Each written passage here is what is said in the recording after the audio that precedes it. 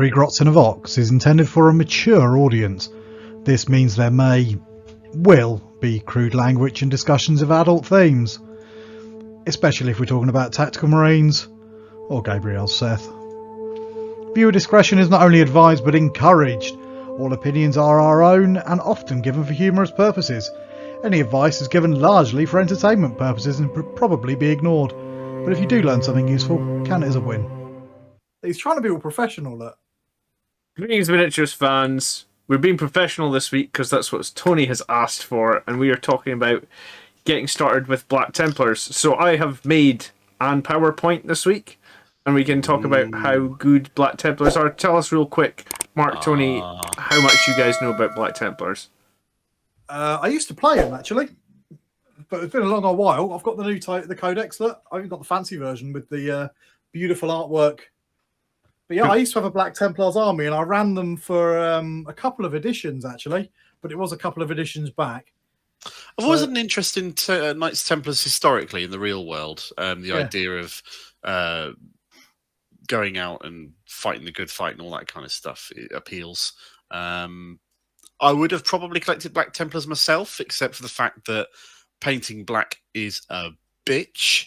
And I was already doing Blood Angels, and I didn't want another melee Marines army. I was going to say painting black and white are your two colours here, which are the two worst colours pretty much to paint, right? Yeah, I mean they're a lot easier these days. They're so much easier these days, but really, because it's better quality paint. Contrast paint is a joy, especially when it comes to doing decent whites. And blacks, I've got a system that I like that I've worked out over my years, which I'm really happy with. So, Fair enough. Cool.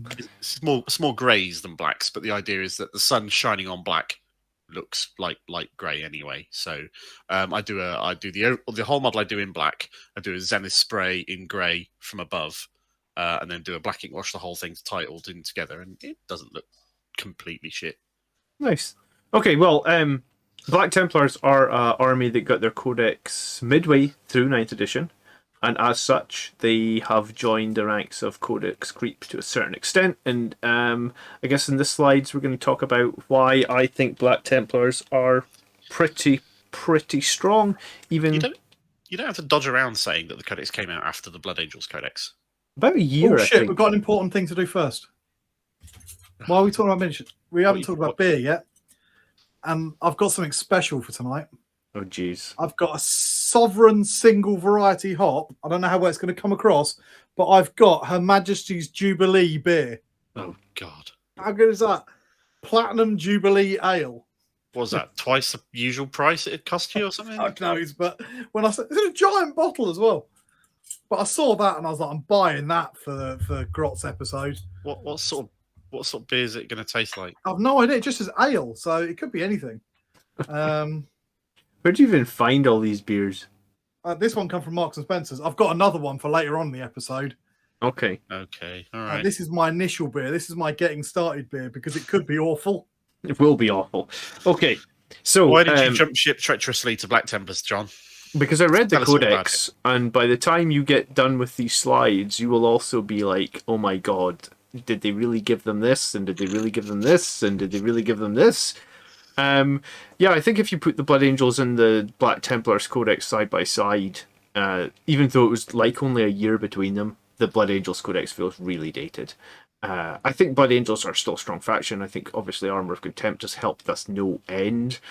Armour of Contempt has most value on models with a 2-up save, which Sanguinius are like a huge big core part of our army.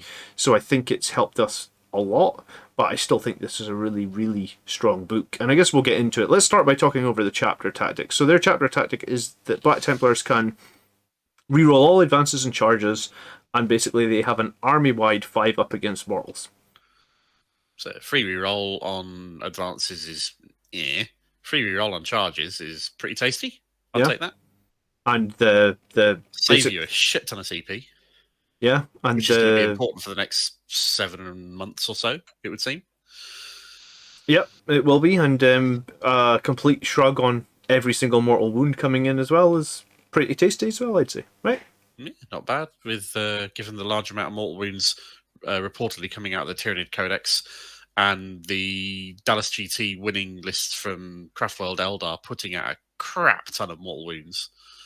Yeah, I can see that being incredibly useful. Yeah, it is, and I think before Armor of Contempt, Black Templars were probably the most survivable Marine faction. I think this is why some of the Marine rules got changed. If you want to jump to the next slide, Tony, and we can start by talking about Vows, which is a pretty cool mechanic. So at the end of, like, when you've read the mission briefing, you know what map you're going to play, you know who you're playing against, you get to pick one of 4 vows as a Black Templar player. So this goes on top of your chapter tactic. Each vow has a positive and a negative part. But I think in most cases, the positive kind of outweighs the negative. Does this apply to your whole army? Do they all get the effects of the vow that you pick then, do they? For correct. The whole game? Yep, correct. Okay. So the one that's obviously being prominent, I guess, was Uphold the Honor of the Emperor. So while this vow is in effect, models in this unit have a 5+ invulnerable save. So you've got 5+ army-wide invulnerable save, along with your 5+ shrug army-wide. You have a mini transhuman. Nothing in your army can be wounded on rolls of 1s and 2s. And the only disadvantage of this is you no longer receive the benefits of cover. So, I mean, I guess the idea would I can be... see why that would fall out of fashion given the recent changes. The only wounding on a 1 and 2, the little baby transhuman's still not bad, is it? No, it's. I mean, if you play Not bad. if you play against Tau and they're hitting you with like strength 16 weapons, they're still only wounding you on 3s, which is nice. Cool.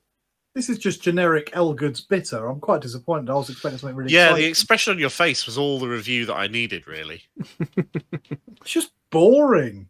It's that look of faint disgust and... I wanted something exciting and interesting and fun, and what I've got is generic beer. You know, if you went into Weatherspoons and just said, I'll have that one, and the one that just says sort of beer on the tap, that's what you're going to get. It's wet, it's brown. It probably shouldn't have been in the fridge. Okay.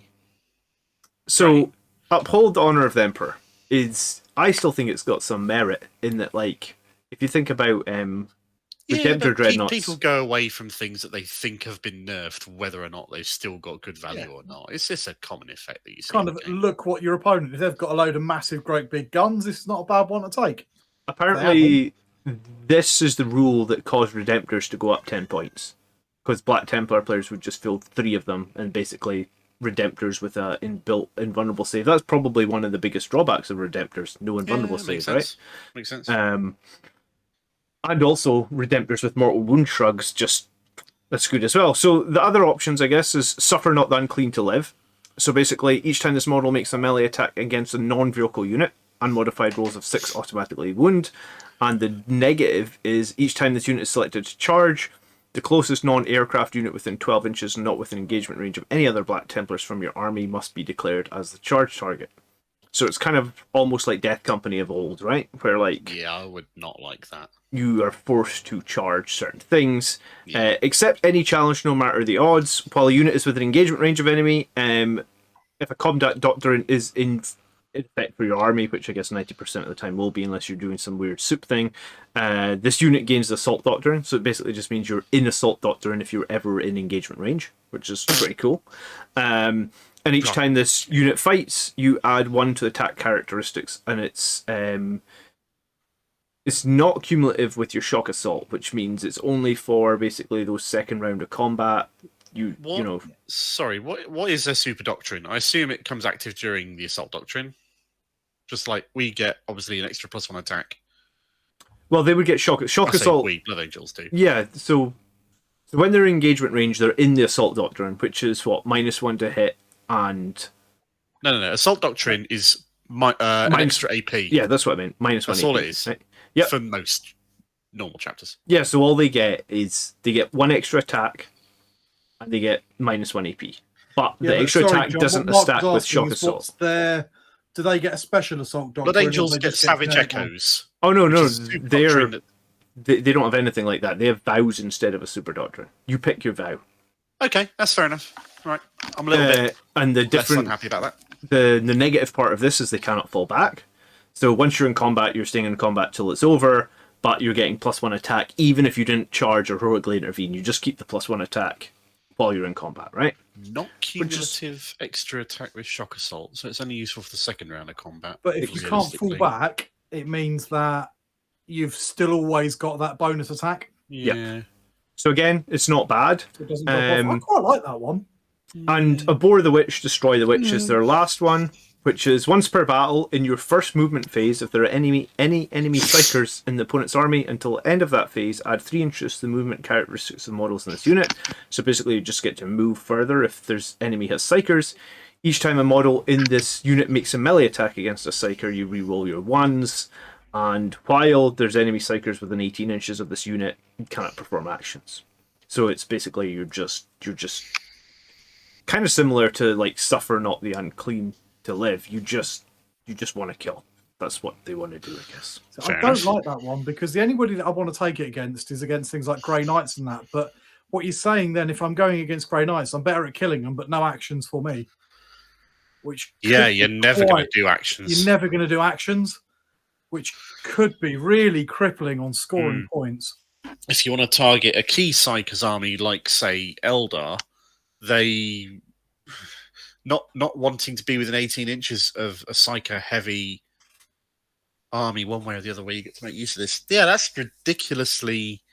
That's a really vicious passion. That's horrible. Doesn't seem it until you think about scoring with it. Yeah, that's not good. Don't like that. Okay, so the most interesting thing about this as well, there's a stratagem. I actually don't think I've covered this in the slides, but there's a stratagem that you can play on any unit, I think, and you can basically take the vow part of any of these 4 and give it to a unit for a turn. Okay, that's cool. Well, that's handy then. I guess like if you knew you were in the psychic army, maybe you take the one that gives you more attacks in melee combat, and then at some point during the battle you play the one that's going to let you reroll your 1s, right? Is there a strat that means you can disable the passion for a turn? No, I don't think so. Not that I was aware of. I mean, that would give you bonuses against things like Chaos Marines as well, because if you wanted to target their Mortarion or whatever else. Yeah. I think that's one that you use that strat on rather than. I think probably your 2 kind of standard ones seem to me to be taking that kind of accept any challenge or uphold. Yeah, I'd agree with that.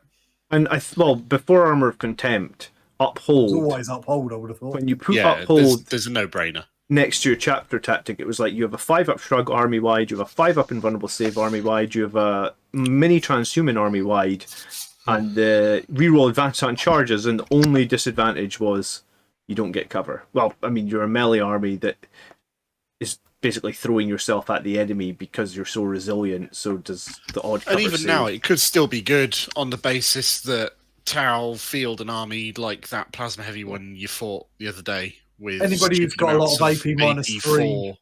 Anything more than AP minus 3, this is worth taking. Yeah, exactly. So I still think uphold is good, and I still think this is strong. And I think when you put this in comparison to like, I actually think this is how they should do all the Space Marine chapters after I read this, is like giving people the option of 2 or 3 different doctrines at the start with a positive and a negative. I think is actually very cool. I mean, AdMech have that as well, right? Similar, yeah. It's a nice idea. All right, let's I kind of don't think every army should have it. If it does, it loses a bit of flavour, doesn't it? Yeah.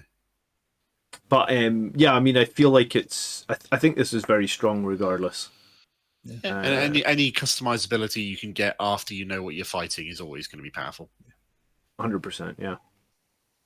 All right, let's jump on. Keep going. Yeah. So why make the Black Templars? So this is a slide I made. Why I traitored and played one game as Black Templars. Arguably, you got your arse handed to you. Funnily, I beat the Death Guard pretty easily the week after with Blood Angels, but I know Blood Angels. I didn't know Black Templars. It's fine. So arguably the most survivable Marines, army-wide 5++, and triple+, and the mini transhuman. This adds a lot of viability to weaker units, I would say. Stuff like tactical. Well, I wouldn't even say tactical Marines. Any regular Marine on a 3-up armor save essentially becomes a little bit more viable. They also have these Crusader squads where they can mix in a bunch of swords and lightning claws. You can see one in the bottom left. So that's pretty cool unit, that. Giving, I mean, the obvious argument there is Deathwing I'd say are more survivable, but then again, that's a subset of an army rather than army-wide, so maybe. Maybe. Okay. The Codex releases in the middle of the edition, so I believe it includes some decent strength, and we're going to see why when we look at some of the stratagems and stuff as we go on. They have unique anti-psyker abilities in that, like, there is no psyker in their army, but they can still do stuff like denies, similar to Custodes. On a 4-up, they can just, for 1 CP, I think they can deny any power. They also have various litanies that can just deny. They also have really cool custom litanies. Wait till you see the litanies, they're so good. Go for it. Question? So, from what I understand of the Black Templars fluff and flavour, and their 5++ against mortals and the anti-psyker abilities and all that, that's because they absolutely fucking detest witches and psykers and therefore can't take librarians in their list. Is that correct? Correct. I think that's the only exemption, is they can't take any sort of librarian. No psykers. Okay. But they do have the ability to counter psykers, which is nice. Could you put in a psychic inquisitor, or would they just say, no, go away, we don't like you? I'm like 90% sure you could include an agent of the Imperium. I don't think there's anything that would stop you. Unless I suppose it depends on how the no psychic rule is worded. But it's just a thought. It's interesting. They also have a Relic Bearers rule, which is very cool. If you've not seen the Relic Bearers rule, like that, yeah. Basically means you imagine chapter command upgrades. Yeah. You know, like the chief squads. but for individual squads. So typically you would put it on the sergeant, I think. And there's a lot of really cool ones. And I mean, overall they're just fun and unique. And I mean, they look cool, right? And everything that makes Marines cool, they kind of have as well. Okay. So there's a very broad overview of like why they're decent. Or a decent faction. Like, I like them. They're Crusading Knights, armoured in faith, destroying anything that gets in their way is always going to be an appealing kind of approach. Yeah, I like them a lot, actually. All right, let's go to the next slide. I'm just having a look at the book at the moment, and I can't find anything that says that I can't take an Inquisitor with psychic powers. No. I don't think I thought it might be like in the detachment abilities, saying if suppose you bring something with Psychus keyword, you can't. Or whatever. From a fluff point of view, I'd imagine that the Inquisitor would turn up on the field of battle, and the Black Templars are going. Or just not tell them, I suppose. And then there's no rule. They haven't got a big sign on the red saying, he's a Psyker. And execute them afterwards for being a horrible witch or something. Whatever. Okay. So for the next few pages of the rules, I've picked things that I've deemed notable. As in, notable just means fucking strong, I would guess. Mm-hmm. If we start with, this is Warlord Traits, obviously, and the very first Warlord Trait is basically you can make your Warlord able to deny a power and add 1 to deny witch tests. So if you're worried about Psychic, I argue that you're probably not that worried if you've got the army-wide 5+++, because most of Psychic does mortal wounds. But if you are still worried about it, it's something you can include. I guess in an all-comers list, maybe that would be something you want to include. Given that you've got no chance for denies otherwise, but yeah, well, you're not going to face psychers in every army, so I would think that given the army-wide 5-up shrug against mortals, I'd probably never take that. Off. Maybe if you've got a spare Warlord trait or whatever, you sort of chuck it on a secondary character or something, just have a deny in there. It's not bad. Yeah, I think it's not bad. Maybe not given the inbound reduced amount of CP you're starting with within the next couple of months, but that's not for a few months and won't last forever. True. I actually think their main character, Helbrecht, He's got the frontline commander one. Oh, he's got frontline commander. Okay, maybe it's the other guy that's got Chaplain Grimaldus has got the episode player. Grimaldus. Hell's Reach is such a good book. Such a good book. I've been listening to it on audio, and it's from Grimaldus' point of view, and it's really cool. Okay, I need to get into that one then. It's the story of the Siege of Armageddon from the point of view of Chaplain Grimaldus, and they've got Imperator Titans and Orcs and all sorts of crap going on. It's just a classic 40k siege. It's really good. Okay. The voice actor does such a good job. Anyway, sorry, I'll stop gushing about that. That's okay. It's worth sharing your knowledge of books and stuff that other people, I'm sure, would like to hear. Hell's Reach. Give it a go if you've not tried it already. If you've got an Audible credit. Yeah. It pops up in the sale on Audible a lot as well. Anyway, it's been out for years. We need to get an Audible referral link for this channel. I'm still waiting for our Raid Shadow Legends sponsorship. There's an animation a guy did for Hell's Reach as well. Has that got pulled off YouTube along with all the other animation stuff? Probably, but it's probably on there again because someone will have somewhere copied it and just keep re-uploading it, don't they? Yeah. It's on there somewhere. Okay. Next up would be Inspirational Fighter. While friendly Black Templar core was within 6 of this Warlord, each time a model makes a melee attack, unmodified 6s include the arm AP of 1. I mean, that's useful. It's all right.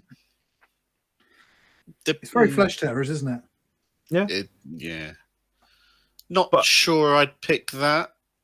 Depending on the meta, depending on how prevalent Marines become, I probably wouldn't pick it.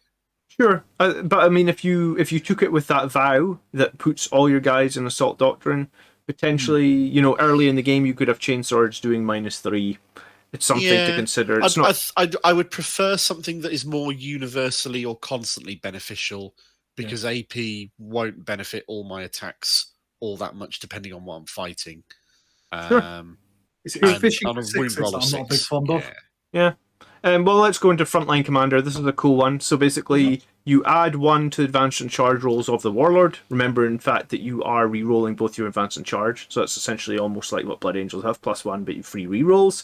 And then, each time a friendly core model declares a charge against an enemy that's within engagement range of this Warlord, you get to add +1 to them as well. So your Warlord's in combat with something, anyone that's joining the combat who are going to be charging the same thing that your Warlord is fighting, they're also going to get that +1. And you don't need them to be nearby to gain a buff to the reroll, so... Correct. That's a nice one. That's actually really flavourful, because it means your Warlord has to charge in first, leading the charge. Like that. Which means that he gets to take all the Overwatch. Unless you've suppressed it with a Whirlwind. True. Or charge the Rhino in first. Yeah. Yeah, something like that. Okay, so it's a cool one. I like it. I almost picked it when I played Black Templars. I can see the appeal depending on your Warlord. Very much dependent on your Warlord. Yeah, absolutely. And I think I would go with Paragon of Fury, though. Okay. Which is just basically when you finish a charge roll, you add 1 to your strength, and then you roll a d6 for each enemy model within engagement range. So I guess if you manage to charge a big squad of Poxwalkers, do a bunch of mortal wounds. Potentially. Probably realistically, it's going to do a couple of mortal wounds on the charge, but I mean, that's not so bad. Couple of mortal wounds +1 strength. You can get engagement range easily of, I would say, if you get engagement range of 3 models, you'd be lucky. Yeah. 2 is not a problem. 1 is not a problem. 3 is going to be tricky. And on the odds guarantee a mortal wound, you'd need to be getting 3. True. I mean, if you think of like Imperium Sword, which is basically the same thing, it was like +1 strength, reroll charge, +1 attack, I think.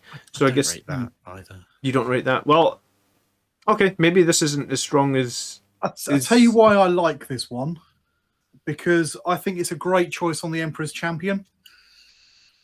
Because it puts your Emperor's Champion, it means that he's hitting at strength 8 with damage 2, AP -3 with his sweeping attacks, which gets him all the bonus hits. Yeah. And it means that when he's using his big hit, he's hitting at strength 9. So the mortal wounds is neither here nor there. But putting his weapon up to strength 8 or 9 rather than 7 or 8 is a particularly nice number, because it means the Emperor's Champion can run around punching knights. True. That's fair. Okay. So I quite like it for that. So some decent Warlord traits, maybe not a standout one, but a few. I think they're decent. Yeah. They're nice and useful. I do like the fluff of Frontline Commander. None of those are screaming must-take to me. No, there's no gift of foresight, for want of a better term. Yeah. No, I suppose there is not a gift of foresight. All right, let's move on from Warlord traits. Okay. What we got next? I've broken it, I think. Is that right? Yeah, I broke it. Hang on. There we go. Relics. Cool. Woohoo! And there are some interesting relics here, and I've just picked a few of them. Okay. The first one is a special flamer that replaces a combi flamer or an auto flamer only. And I love it. It's D3 +3 flamer shots at 12 inches. Obviously auto hits. So an average of 5 shots. Strength 5, -1, 2 damage. So it seemed to me to make a lot of sense to put this in some sort of Terminator Chaplain with a combi flamer. Arriving potentially from deep strike, flaming pretty hard, like one unit, maybe casting Canticle of Hate, and then making the charges somewhere else. Right? It seemed like one of the best. I think I can't think of any Marines that have a better flamer than this. No, it seems fair. It's a solid model. How useful do you think it really is, though? Well, 5 Because strength, damage 5 2 hits. is a Marine killer. Mhm. But AP -1 with Thingy means that they're all saving on 3. True, but let's say you drop this in turn 2, so you get an additional AP from tactical, and let's say you're playing like I don't know, like Dark Eldar, and they just squad Incubi. And you all frankly, you hits. could potentially stay in Tactical Doctrine for turn 3 if you wanted to, because you'd potentially be getting the benefits of Assault Doctrine anyway. So Yeah. Potentially, yeah, if you're in the right. So I mean, like into an Eldar player where you wanted to flame one unit and charge another one, seems pretty good. I guess you could use it's got potential. I don't know. It's only that I'm just sort of thinking if I'm going to pick my one relic and I'm fighting Eldar with 1 wound anyway, True. I I'm suppose. going to get much more benefit out of this than I would from a normal flamer. What the others we got? So I'm not sold on that one. Okay, Perdition's Edge, which replaces an axe or a mastercrafted axe. A lot of them carry axes. And this basically is a strength +3, -2, 2 damage axe. However, unmodified wound rolls of 6 inflict 2 mortal wounds on the target rather than doing damage.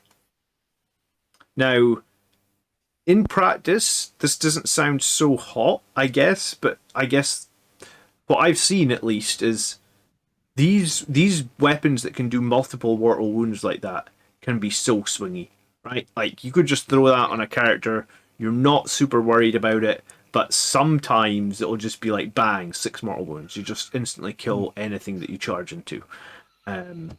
Which is nice and fun. It's not something you can base a battle plan around. No, I think it's like a lesser important relic, but I think it still has some value just because. It's one of those, on average, you're going to get a couple of mortal wounds out of your guy each time you fight. It's not bad. It's not bad. It's better than a poke in the eye, isn't it? Yeah. I mean, if you compare, a lot of people rate the relic, the Benediction of Fury relic, and it just does 1 on a 6. So. Yeah. Oh, there's an auto take. Wow. Sorry, just casting my eye over the shroud over there. Oh, sure. Once per battle, Aurelian Shroud, Black Templars core infantry within 3 inches, gain a 4-up invulnerable save when you reveal the shroud to the opponents. I'd take that all day, every day. That's a very powerful one. The only disadvantage is you have to do it at the start of either player's command phase.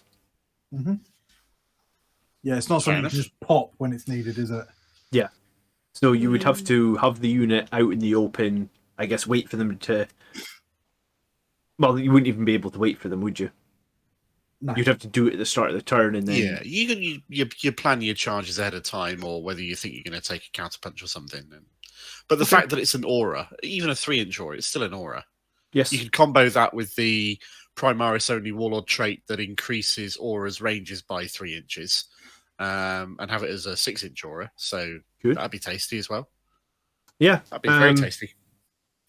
All right, next up, the Crusader's Helm, and I thought about this one afterwards, and I think the Crusader's Helm is a perfect relic for an apothecary. So, oh god, what happens if you put the shroud in an apothecary and give it a Primaris apothecary, takes that shroud, and takes the Warlord trait to increase both their Feel No Pain aura and the Invulnerable Save aura? That's a nice little combo. is the one that increases aura range not a relic as well? I thought it was. Is it not like the Vox Spiritum, which is a... Oh, it might be. If it's a relic, Yes. I do apologise. Relic, yeah. Oh, But fair enough. Okay. The my bad. Crusader's Helm, I thought... I didn't run this in the one game that I played as Black Templars, but I thought afterwards... 3-inch bearers or abilities. Oh, sorry.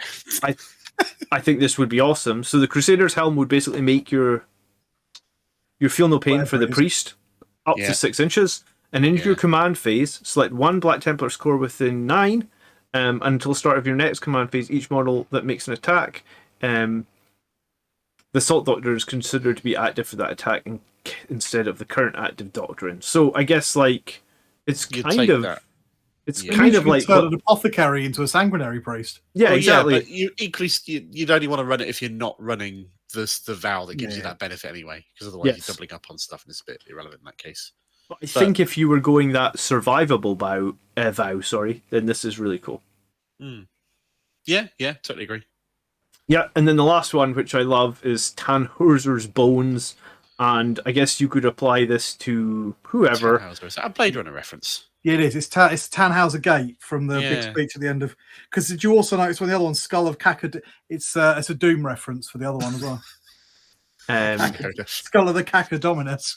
Oh wow! So basically, each time attack is allocated to the bearer, the damage characteristic of that Rutgers attack. Reach Crusade. Oh yeah, how much more on the nose can you get? Sorry, John, I'll keep interrupting you. That's okay. Is reduced to 1. Yeah.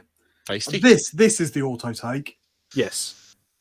This is an auto take on any sort of survivable character. This There's a couple of- survivability is very important. Okay. There's But I a think couple in here that I'm surprised you didn't mention, John. It makes up for the main floor of the army. Yeah. If you have, let's say you have a character, if you're getting hit with 2 wound weapons, this essentially doubles your hit points, and if you're getting hit with 3 wound weapons or 3 damage weapons, it basically adds 33%, and then beyond that, I guess even more. Yep. I think a bite captain with Tannhauser's Bones would be Tasty. should be very tasty, unless you run them into a bunch of 1 damage models, which I did and got them killed straight away. There's a couple of these I'm surprised you didn't mention. The Aquila Immortalis Okay. add 1 to toughness and attacks. I didn't think that was that useless. I actually didn't think that was that useful because they all have that many transhuman. I guess if you don't, have they got a way of giving 2 relics? they have a way of giving 2 warlord traits. They can't give 2 relics. Ah, okay. Okay, But that's it's still true. not bad, is it? Putting your +1 toughness on a bite captain, same thing. But what's the point when you're And an extra attack. if I was playing Black Templars, I think I would still run the 5 I'd up run mini Tannhauser's bones first, definitely. transhuman. And the other one is that Sword of Judgment. I think the Sword of Judgment's better than Perdition's Edge because it's a power sword with damage 3, basically. Okay. But If you're going to do that, why don't you just run the Emperor's Blade thing, Burning Blade? what's the Emperor's Burning Blade? I can't remember that. That's It's, the Space Marine Core relic. Isn't It's it? damage 2 -4 the burning blade. Oh, is it damage 2? Yeah. Okay, Yeah. fine. So damage 3, but again, you combine that with that Warlord trait that gives him +1 strength, and now you've got basically a Thunderhammer with AP -3 and no -1 to hit. That's nice, isn't it? It's not bad, is it? So I think they got they got some cool relics. -5, 2 damage. Oh, it's -5, that's is just it? kind of like a thou shalt not get an armor save. Yeah.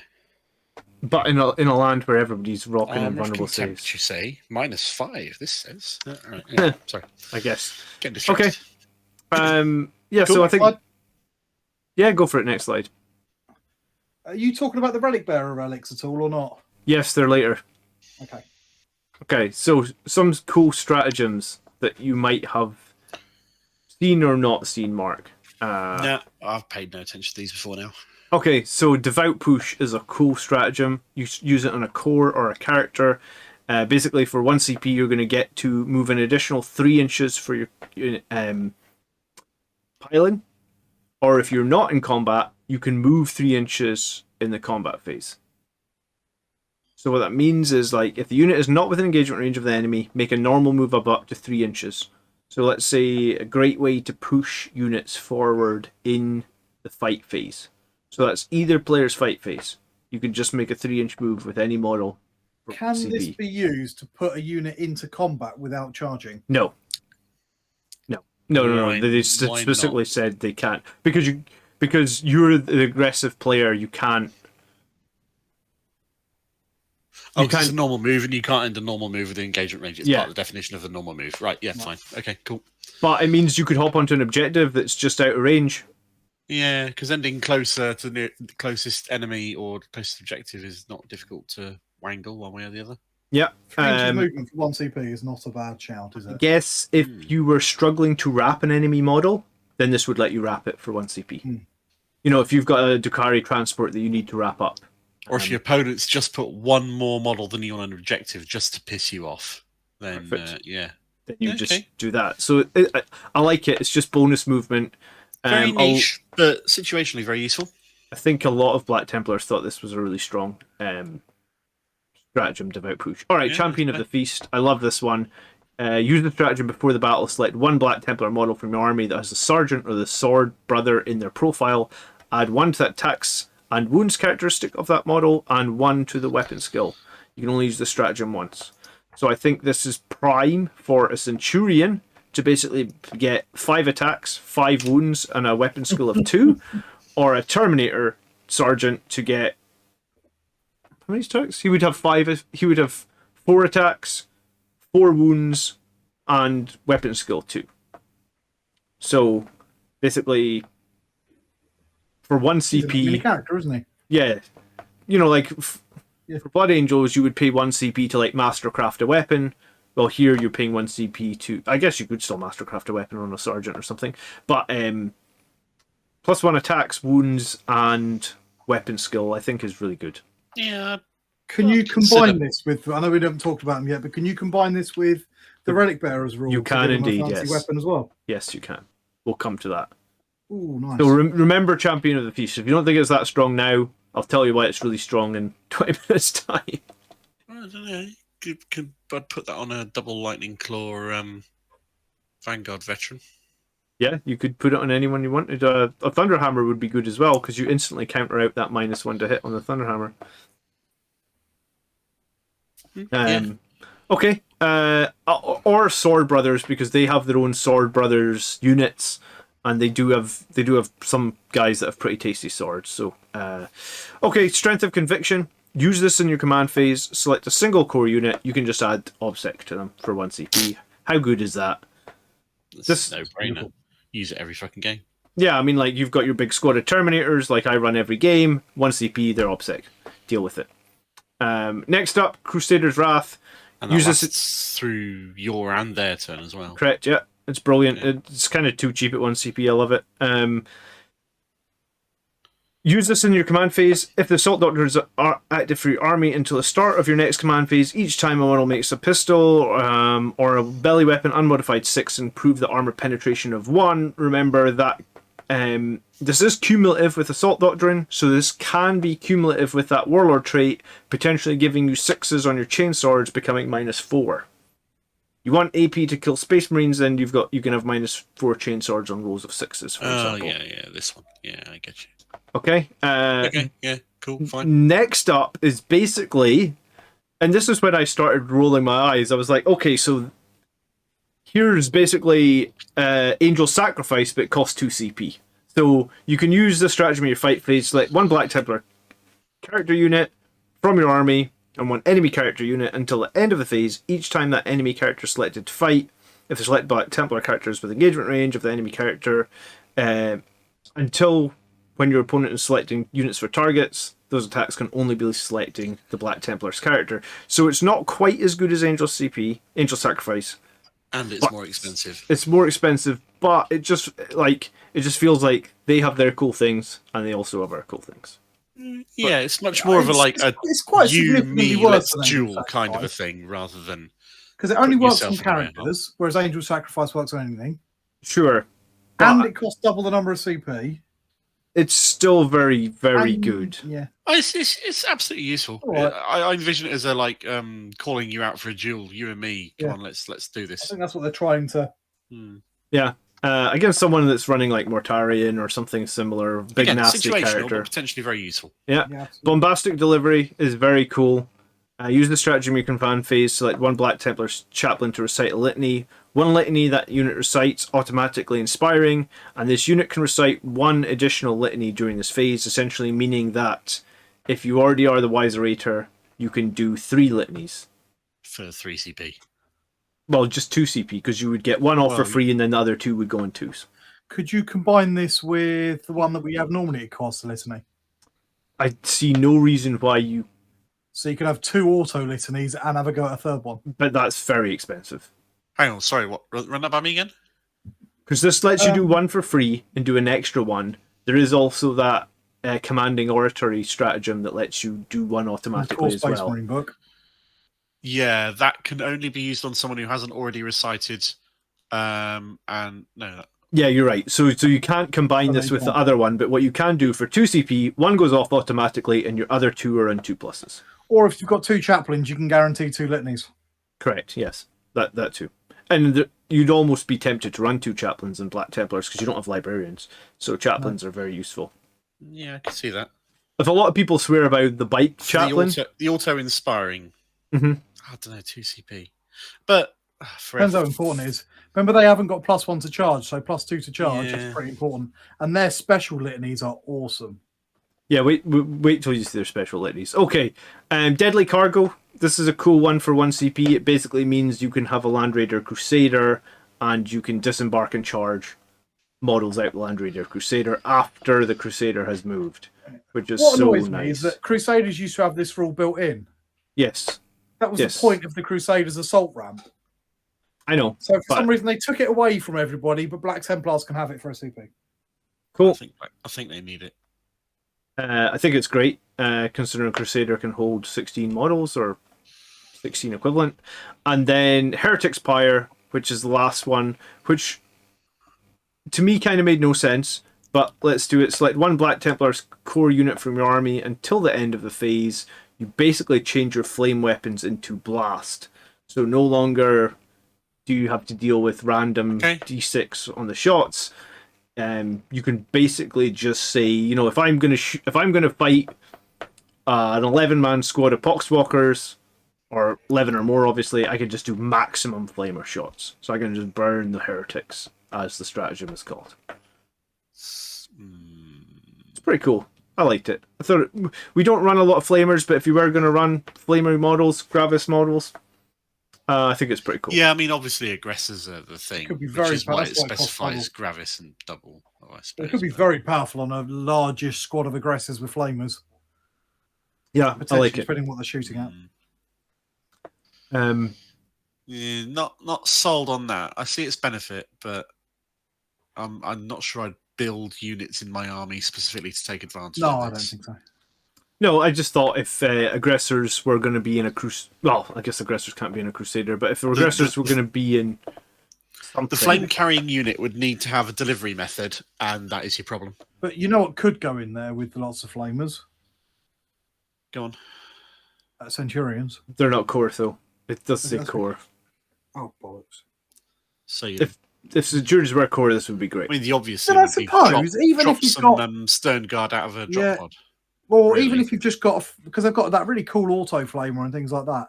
If you've just got one of them on a sergeant, you think, do you know what? I want to make sure I get all 6 shots to kill these chaff that's in my way. Yeah, that's true. Then it's worth 6. It's worth a CP to ensure you've rolled a 6 on number of shots. Yeah. So I think it's cool. I think it's situational, but I think it's cool as well. I have a very interesting video coming out talking about like how much better Gravis actually have become since Armor of Contempt, and it's surprising how much better they are. So we may actually start seeing more Gravis. All right. Waddling up the table 5 inches a turn. I'm not sold on anything other than Eradicators in terms of Gravis right now, but I'll reserve judgment until your video comes out, I suppose. Aren't you a massive fan of those jump pack ones that I always forget the name of? Inceptors. Oh, yeah, they're Gravis as well, aren't they? I keep forgetting they're Gravis. I forget they're Gravis as well. Okay, next slide.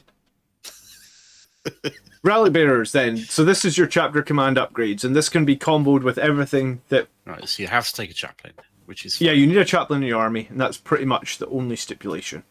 You can give 1 relic, and each upgrade must be unique. And you must select like a model in the unit to have the relic, and it needs to be unique. Points cost. Okay, that's fine. But the first one that jumps out at me, for example, is the very first one, the Crux Lascivium, which is just -1 damage. If you were going to take that Champion of the Feast earlier that we talked about on like a Centurion, for example, and we'd made him 5 wounds and we'd made him all those additional attacks, you could make him now -1 damage. 15 points, yeah, I'll buy that on the right unit.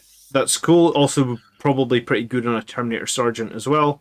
Below it, we have a Fist, which is basically just for 10 points. This one's a steal. If you think of Or like Vanguard Vets, frankly, a unit of Vanguard Vets tooled up with Storm Shields would benefit massively from that. remember, this is just one model. It's not the whole model. So it'd just be the sergeant that would get this. For example, it's not. Okay. So Fist of Balthus. If you think about a Thunderhammer being usually like 15 points and a Power Fist being usually about 8 or 10, for basically 10 points, you basically change one of your Power Fists into no -1 to hit. So better than that. Yes, It's a better Thunderhammer. exactly. So what about if you've taken a Terminator with a bolt gun and a Power Fist, or a Stormbolter and a Power Fist? You've given him +1 weapons skill, +1 attacks, +1 wounds, and now for 10 points you can make his Power Fist, hitting on 2s -3/3 damage. Pretty cool.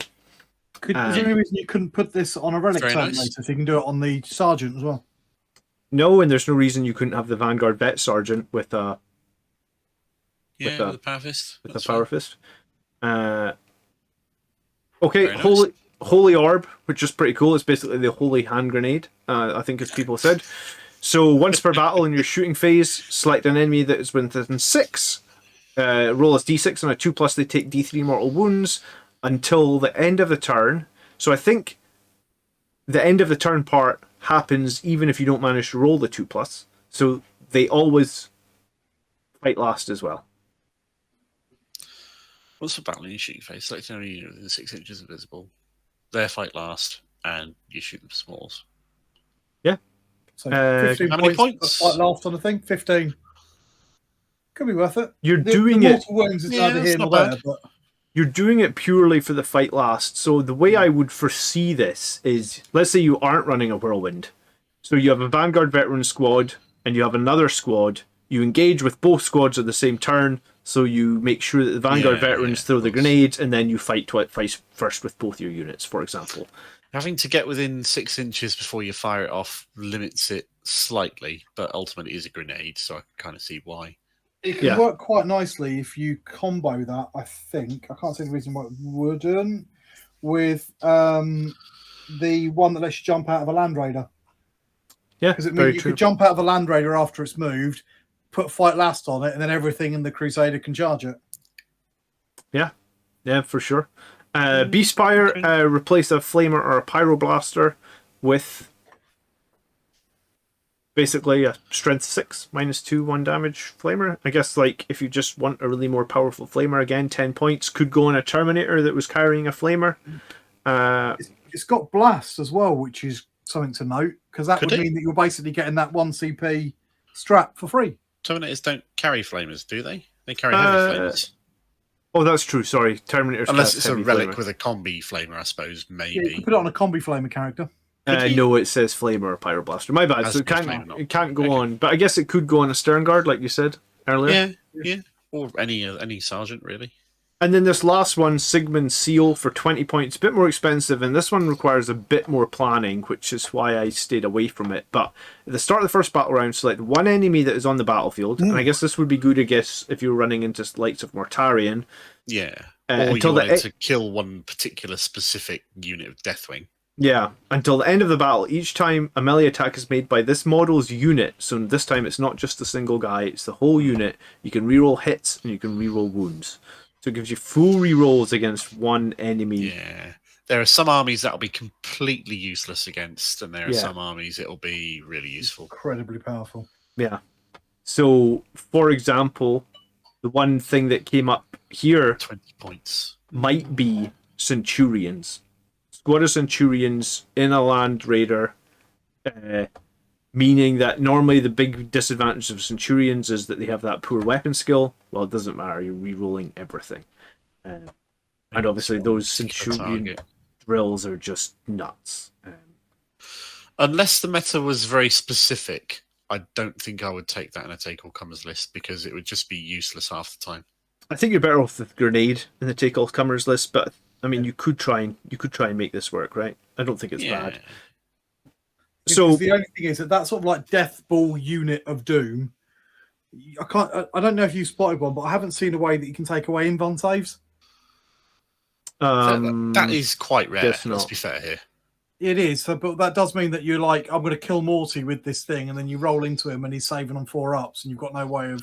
Oh yeah, granted, A lot of investment into that. When you're re-rolling the hit roll and re-rolling the wound roll, there'll be a lot more saves for him to fail. Yeah, absolutely. But this is what I'm saying about you saying it's not an all-comers list. A lot of those really important units, like your Deathwing unit or whatever like that, still got your inbond to get through. Oh.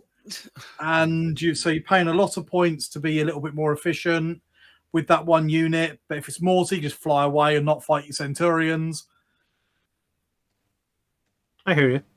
It's very powerful, but it could be. I don't think it's a definite auto take at all. Not a tournament thing. No, and like I said, I haven't. There's a definite, very fluffy build for Black Templars that you can build out of all this. It'll be quite fun to play. I can totally see that. Yeah. I can see a lot of people just getting Black Templars for the fun of it because crazy Crusaders. This whole book is so fluffy. Yeah, and I think I like a lot of the little things that they have. Beautiful. You know, like I like the idea of Relic Bearers. Like, you know, it feels like we're getting pushed on like, hey, we have these generic Primaris units with no weapon options, nothing. You know, like Outriders spring to mind. You know, they're just no flavor at all, just nothing. Yeah. And it's like, at least here, they've got options that are like, oh well, you could pay 10 points and change this and this and this. And I actually think I actually really like that. And it's a small degree of customization, but any customization when they're stripping it away is nice. It makes, because if you could go really, really, really ham on these Relic Bearers, you shouldn't in a competitive list. But it would mean then that every one of your units is individual and unique, and you can model that on the model, and it gives you the opportunity to make a really unique and flavorful army. This feels a lot like what they did with the Eldar and their Exarch upgrades. Yeah, for the Aspect Warriors. Okay, cool. Cool. Very nice. Again, I've not covered everything. I've just covered a selection that I thought were strong. Fair enough. And then for Litanies, they get 6 unique Litanies. I've put 5 of them down here. So is the other one really that bad? I don't actually think it was that bad, but I guess these 5 just are like, wow. Oh shit! Yeah, we got no space for the 6th one there, John. Ooh. Okay. All right. Litany of Divine Protection is just select a core character within 6 of the priest, give them a 5-up, feel no pain. But it's not just against mortals; it's just a feel no pain. That's cool. Against everything. Fires of Devotion. Each time a unit has made a charge move, was charged, done a heroic intervention, add 1 to the tax characteristics of this unit. So I guess in some ways that's how they can get something similar to like Savage Echoes of Blood Angels. So you know they can have that one where they're automatically in Assault Doctrines, so they can get 5 attacks on those Terminators. More targeted rather than army wide. Okay. Psalm of Remorseless Protection, and remember that you can have a single chaplain cast 3 litanies. Persecution, sorry. This is the one where when you do 6s in combat, you just inflict mortal wounds up to a cap of 6. So very good with a squad of lightning claws. Unmodified wound rolls of 6 are going to do mortal wounds. I guess they had to cap that on 6. Reroll your wound rolls and just fish with 6s. That's fair enough. Yeah. I can foresee you getting more than, you know, a 5-man squad of Vanguard veterans with Fires of Devotion, for example, so they get those bonus attacks. It's pretty much almost 6 mortal wounds guaranteed, is it? And you can put both the litanies off. The Fervent Acclamation is the one where you can pick the positive part of any of the Templar vows that you do not have. And that was... every turn, okay. Yeah. Very nice. So that's very cool as well. And then the last one is basically better than Mantra of Strength, I think. So Mantra of Strength, we all know what that does. It gives like +1 attack, +1 damage, +1 strength for the chaplain. The Oath of Glory lets your chaplain fight first, and each time the priest makes an attack with a Crozius or Relic Crozius or whatever, unmodified hit roll of 6 scores 2 additional hits, and you get to still add the +1 strength. And so, one assumes stack that with the Might of Thingy Mantra Strength. You can, I think, because you know all your litanies from either the Litanies of Devout or the Litanies of Battle. You can't. Oh, right. So it's like psycho abilities in that regard. Yeah. Okay. Oh, I see. I hadn't read that bit at the top. My apologies. Sorry. Even the one you haven't put down, John, Plea of Deliverance, is incredibly powerful. Which is what? Sorry. If that unit or its models are being affected by any psychic powers manifested by enemy models, the effects of those psychic powers on that unit and its models ends. Pretty handy against some armies with lots of hexes. Yeah. But the second part, until the start of your next command phase, that unit and the models it contains are not affected by psychic powers manifested by enemy units. If you're going into Grey Knights or Thousand Suns or Eldar, who are reliant on remember that Grey Knights Terminator Librarian of Doom? Yeah. No, my whole unit's a Caluxus Assassin. If I was taking one chaplain, I wouldn't do that. But if I was taking two, I absolutely would. Even the competitive list. The thing is, against some armies, it's going to be useless. But being able to put in front of a Thousand Suns army, this unit's the one I've got at the front here is a lightning rod, and all of your smites don't work. You just stand them in the front there going, ah, woo. Yeah. It's incredibly powerful against some armies. Okay. Yeah, so all six, like when I was reading through their litanies, I think my jaw maybe hit the floor after I read the Divine Protection and their Remorseless Persecution, because I was like, oh, right, I'm just going to take a massive squad of Terminators that are unkillable.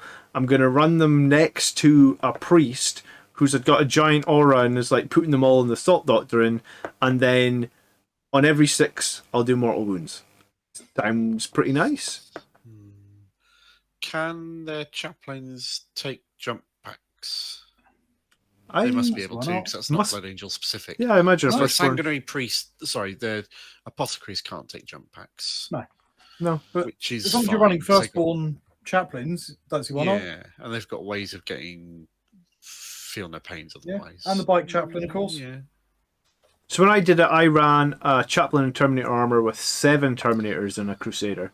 So it was 4 with Thunderhammers and 3 with Lightning Claws. And then the chaplain there as well. And I did like it, just the only reason I lost that game is because Colin ran 2 or 3 auras of no rerolls to hit and no rerolls to wound. And I guess against most other armies, I would have just rolled over them. It was just Death Guard, no rerolls. Colin tailors his lists to try and beat mine. Like, I never tailor when I'm playing.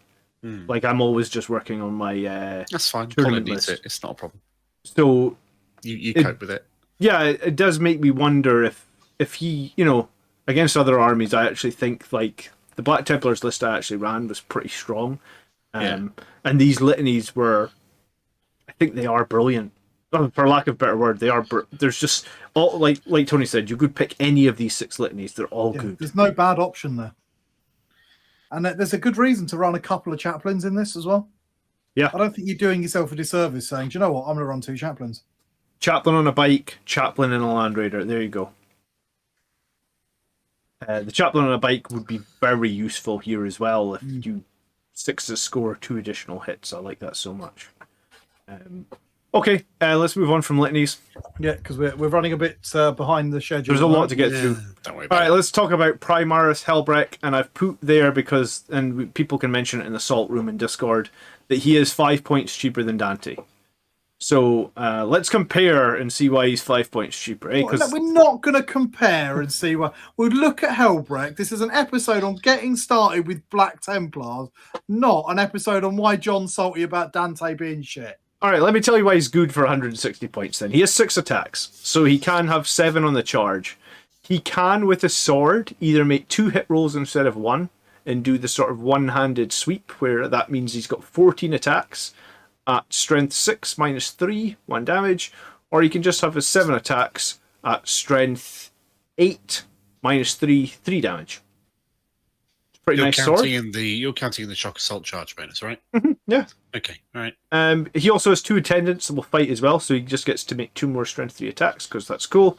And he has basically a combi melta gun, I guess. The only reason I guess it's called a different name is because it's D6 plus 2, because it's a special relic one, like Dante's Perdition pistol used to be. His bolt rifle gets double the number of shots as well. True. And additional strength. And additional strength in the bolt rifle. It's great. Yeah, I mean, yeah, where's Dante's special pistol gone? Anyway, the thing is, though, he hasn't digress. got much in the way of bonuses to him. He has enough. He's a combat monster, and that's what he does. He adds +1 strength to everybody around him. That's pretty cool. I think I'm going to piss you off at the end of this video, John. But That's keep fine. going. And he has the standard chapter master stuff on top of that. Yeah. So I guess, he only has... He's a combat monster. He's a combat Well monster. worth 160 points. Crusades of Wrath. Well, friendly +1 strength. Okay. Yeah. Okay. So he's making everybody around him stronger as well to a certain extent, or core models. He's got a major limitation though.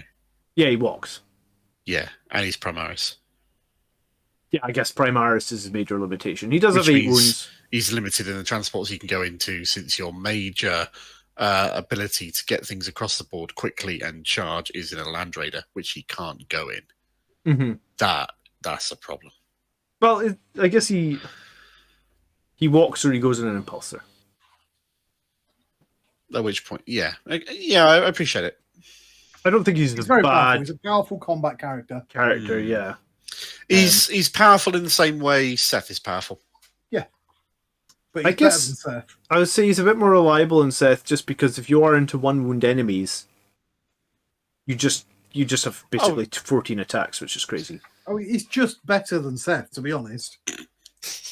Isn't he? Come on. He's just better than Seth. Sorry, just don't muck about with it. How many points is Seth? I think he's about the same 160, yeah. So, but this, if you had taking the piss out of Seth on your bingo list for this episode, then you can tick that off right now. I I haven't think had a pop at Tactical Marines yet. I think as we've moved further into this edition, we've seen so many more characters get these double options. You know, like with the swipes or the slashes, and this. Totally. It's so frequent now for things that are doing this, it's so cool. And I'm just wondering, as the main quote unquote, as the main combat faction for Space Marines as Blood Angels, could we have some John, of that? I got a question for you. Would you rather get your codex at the start of a new edition? Would you rather get it in the middle? Would you rather get it at the end of a new edition, right before the next edition comes out? Middle. Because then you've got the, if you get it at the start, then you bitch about how it's underpowered compared to the codex creep. If it comes in the middle, then you bitch about how you haven't had it as early as everybody else has had theirs, but it's okay power-wise. If it comes at the end, it's probably still okay power-wise, but you haven't had it for years, because Chaos Space Marines haven't had it for years, and they're quite rightly bitching, which is fair. Yeah, and then I think you don't have your codex rules for very long until the next edition comes out, and you're suddenly eclipsed by whatever comes then. I think middle is where you want to be, really. As I look at my Codex Adeptus Sororitas that I bought at the end of 8th, and then my Codex Adeptus Sororitas that I bought at the beginning of 9th. Yeah. I think middle.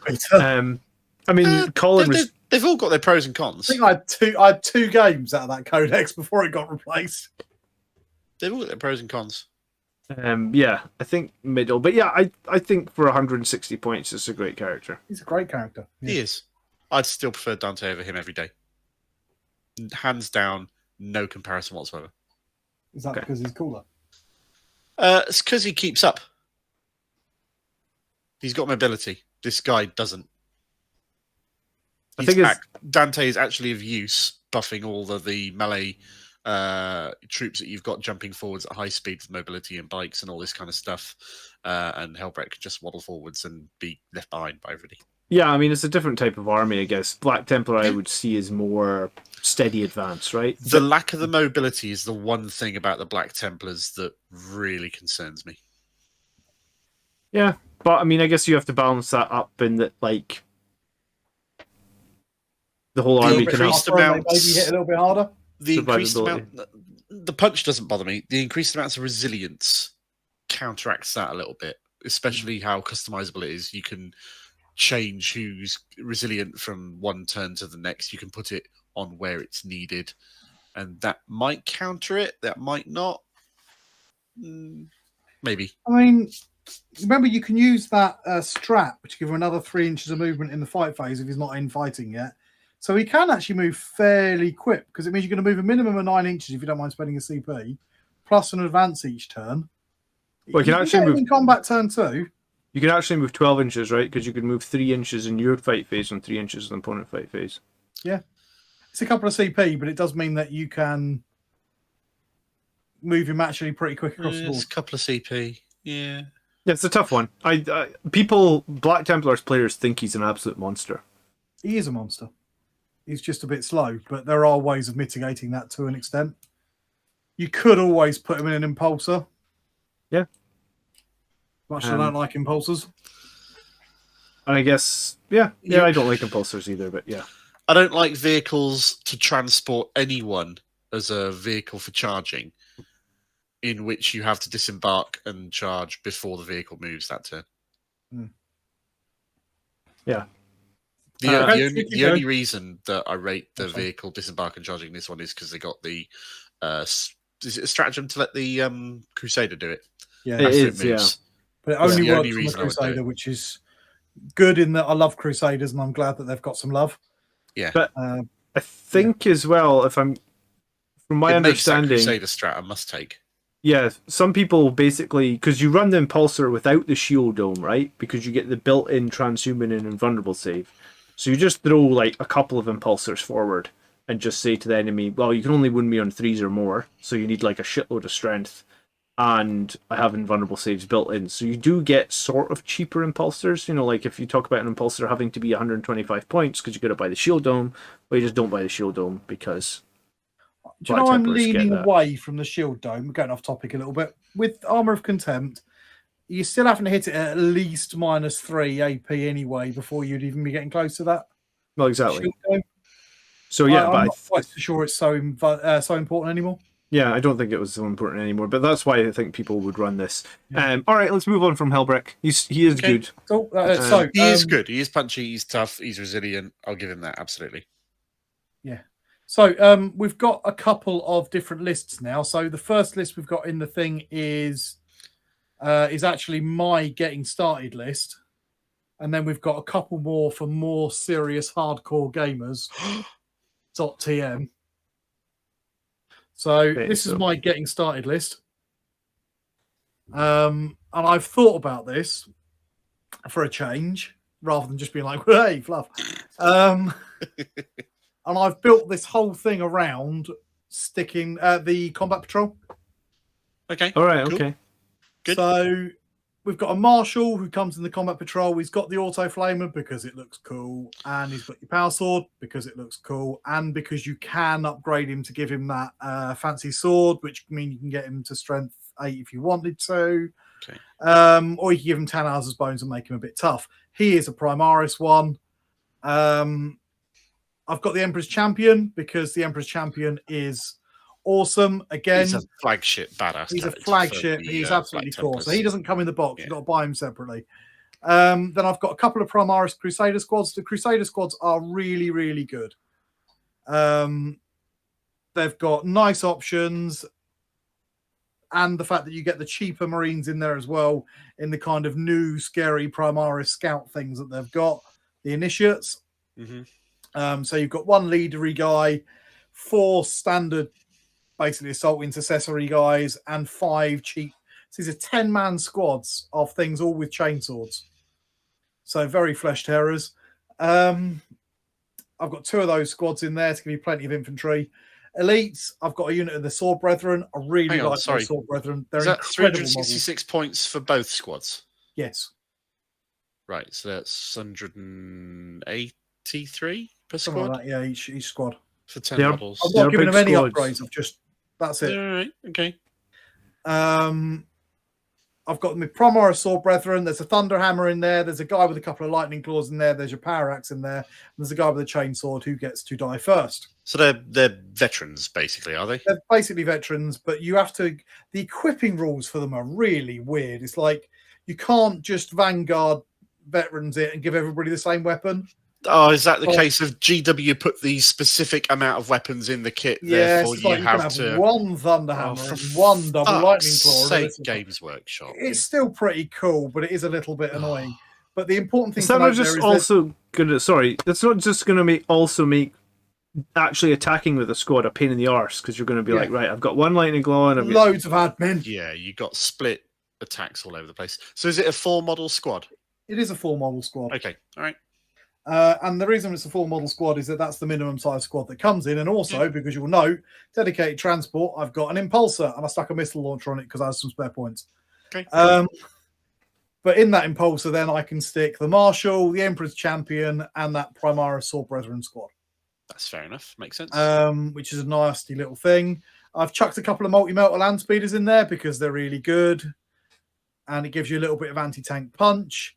And then you've got your impulsor. So this all works out £186.50 if you're buying it all direct from GW. I know you're going to get it from Element or something. That'll be great. Off. British pounds, as usual. Whatever. And you've got 5 bonus intercessors and the upgrade sprue just to do something with fun later on if you feel like it.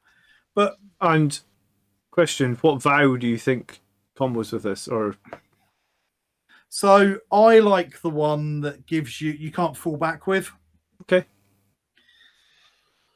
Going for your 5-up invuln is not bad at all. Depends what you're going into. If I'm going into tower with all these massive, great big guns, you take the one that gives you a 5-up invuln and a mini transhuman.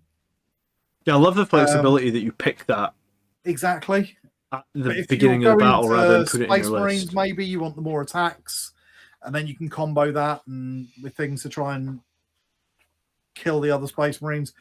So you get to pick that, and that's what's so handy about it. So I actually really like the fact that you used the combat patrol for this because that is very flavorful. That's probably more flavorful than the list I used. Yeah, also and it's a good place to start for anybody who's looking to get into the army and just buy a pre-packed army to get going with. Don't get me wrong. If I'm going to bring it up to 2,000 points, and I'm going to chuck a Crusader in there, and I'm going to fill it with something scary, and it really could do with a bit more anti-tank in there, and maybe some anti-heavy armor and that. But what I was going for now is this is 1,000 points of Black Templars. You know, cool. It's got the Emperor's Champion in it. The other thing that I have done is if you don't mind ditching the Holy Orb and playing about a bit, my original version of this list didn't have the Marshal, and I put Helbrecht in there. Oh, and if you get that somewhere with 25% off RRP, then that's less than 150 quid. It's a decent start to an army. Really good. Yeah. For reasonable prices, I think, on that. All right, cool. Really good. Okay, so anyway. I love how all this stuff is with the background of the 3 Blood Angel Grots in there. That's good. Yeah, but that's lines up well. Whatever. I've also just noticed I've accidentally put the wrong bit of the PowerPoint on there, so please pay no attention to the man on the screen as he very neatly switches over to another version of exactly the same PowerPoint. Really. No attention. That Austin Powers thing. That was Austin Powers. Apparently, there's a rumor today that Mike Myers wants to do Austin Powers 4. There's no way that you can make Austin Powers 4 in the current kind of like. I tried rewatching Austin Powers a couple of months ago, and I laughed my ass off about it when it came out. And watching it now is just cringe. We just can't do those jokes anymore. It's going to be really, really tricky for him to pull it off. Yeah, it's true. Orange Sherbert. Yes, as I'm much aware. As I do love I have a giant the old mole movies. on my face. Molly. And seamlessly, just like that, we have the next slide, which is John's army list. So talk us through, John. Yeah. I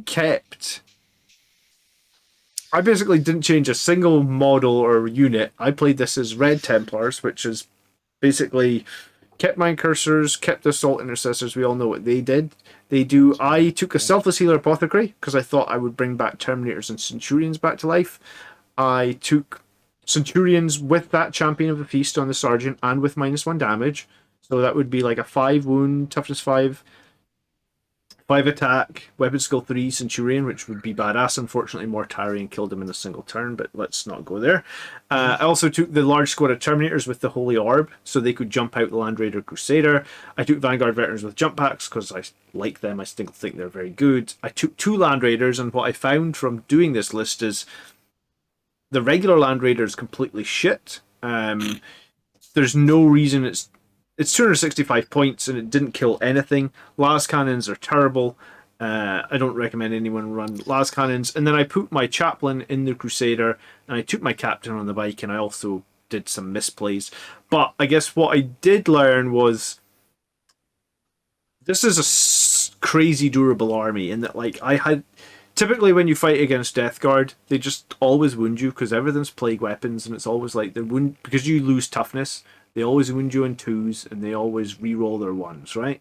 So Black Templars into Death Guard are pretty good because with the reduction of toughness, it doesn't matter because they can never wound you on less than a 3. So it hurts Death Guard quite a bit, and also any mortal wounds Death Guard are spitting out, because they do have a bunch of ways to spit out mortal wounds. You're obviously shrugging all of them as well.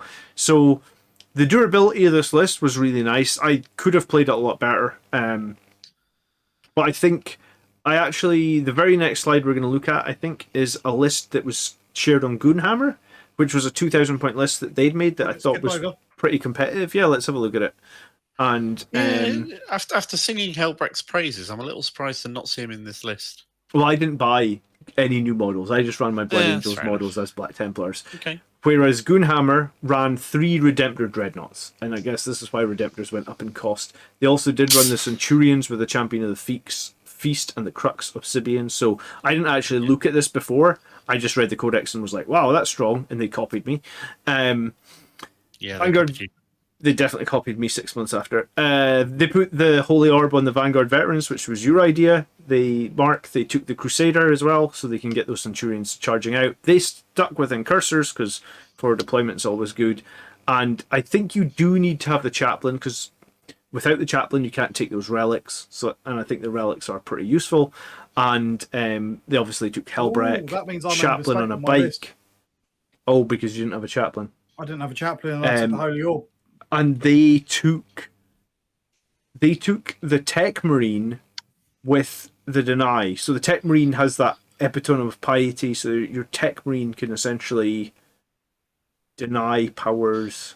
I think the firepower this list has in the Redemptors as well, to a degree, from the Land Raider. Well, it's much better. Gives this list a lot more to do while the rest of the army is getting up there to fight, really. I think got a lot of punch, doesn't it? I think because I tried to run 3 Redemptors as Blood Angels, and I think the thing that I found when I was trying to run 3 is I was trying to bubble them all in Psychic Fortress, and you end up with Redemptors are such a big base, they end up all clumped up, and it doesn't actually work that well. Whereas like this, with just the whole army wide 5 up, Mortals and Invulnerable save, I think makes Redemptors really, really good. Especially with a Master of the Forge there, healing them for 3 every turn. Yeah. So I think this was the reason Redemptors went up in points, and I think Black Templars, I think even with the 10-point increase, I still think 3 Redemptors. If I was going to run Black Templars again, I have 3 Redemptors. I'd just run 3 Plasma Redemptors and ditch one of the Land Raiders for sure. I think it's great. Yeah. All right. You're a very Dreadnought-based player. Do you like 3 Redemptors as Black Templars, Tony? Yeah, I do. I don't run 3 Redemptors as Blood Angels for similar reasons to you. I do think they're a little bit too expensive now. But 3 Redemptors in there with that. Yeah, it's a good list. I like this list, to be honest. With the Invuls and the Shrugs makes it. With the Invuls and the Shrugs, they're going to be really durable. They're going to be able to back up each side of the board. You can send your Centurions up the middle. They can charge out of that Land Raider Crusader.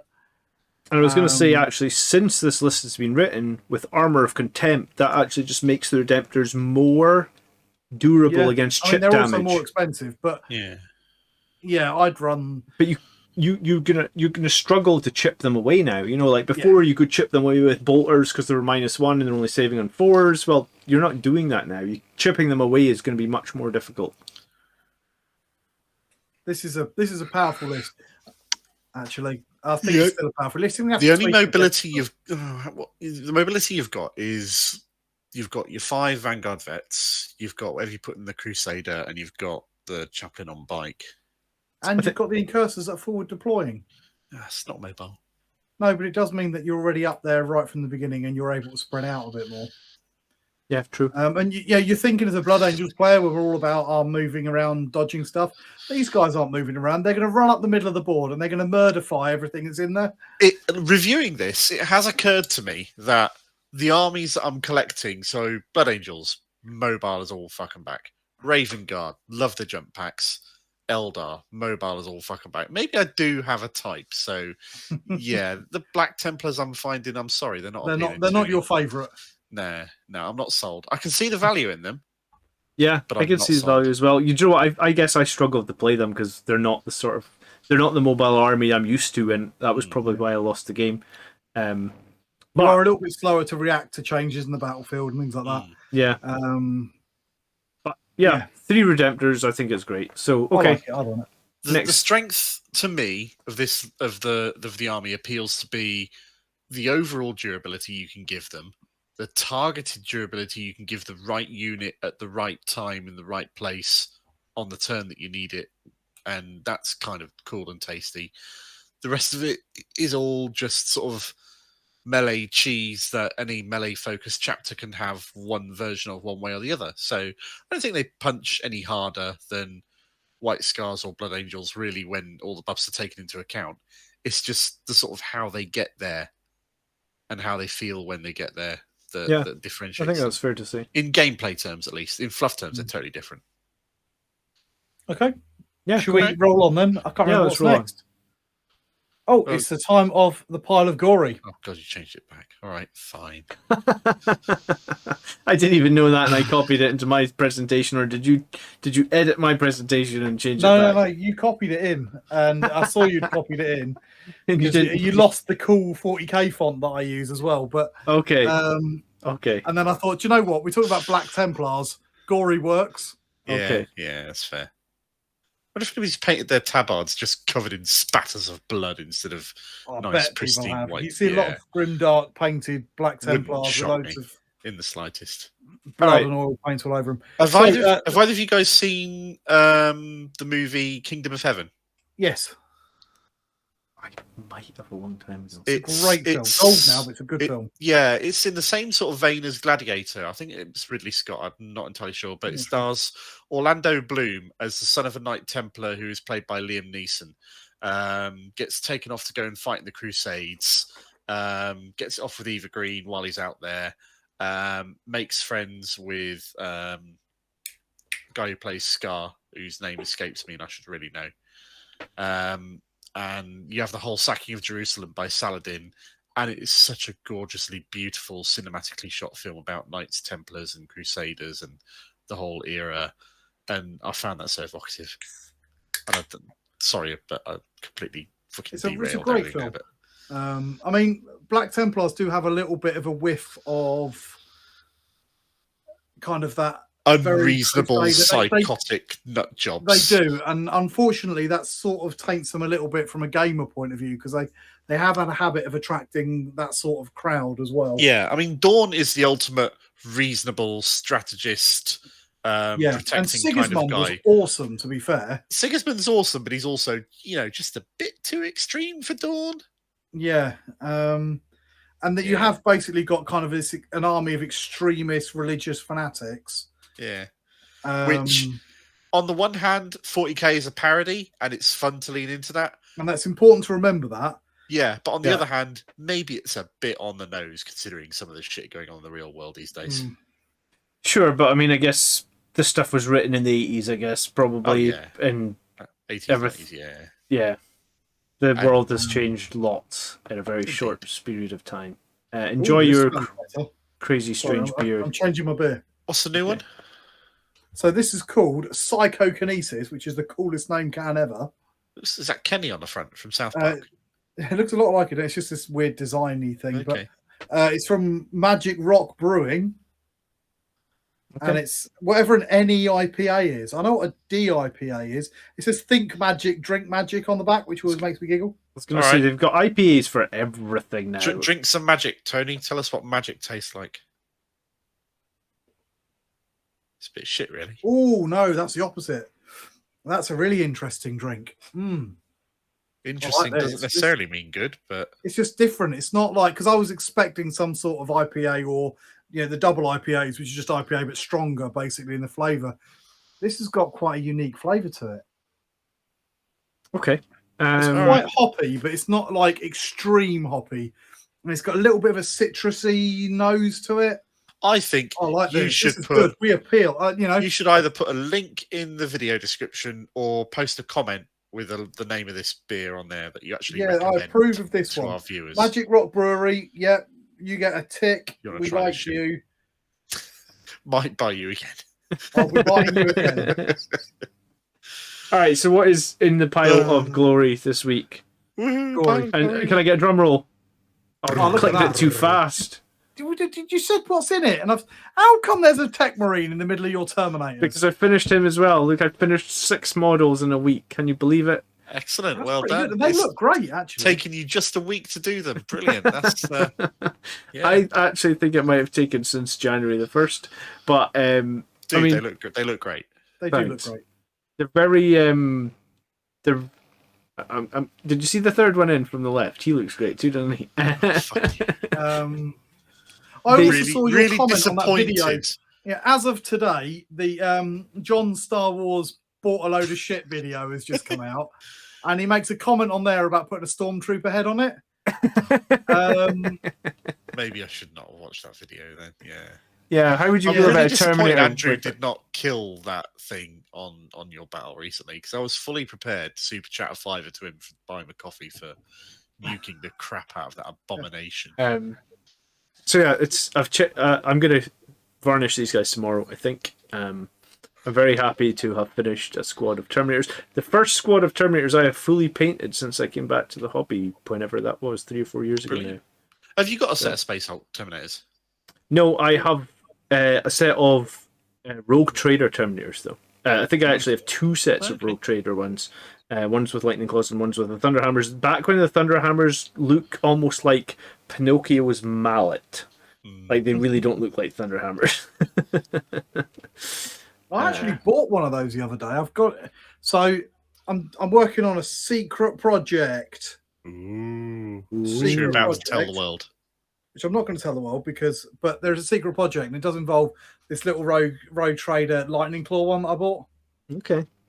Back when Lightning Claws looked terrible as well, I guess. Yeah, they do, Look like because long, pointy they're not nails. very well cast and they're not very straight. No.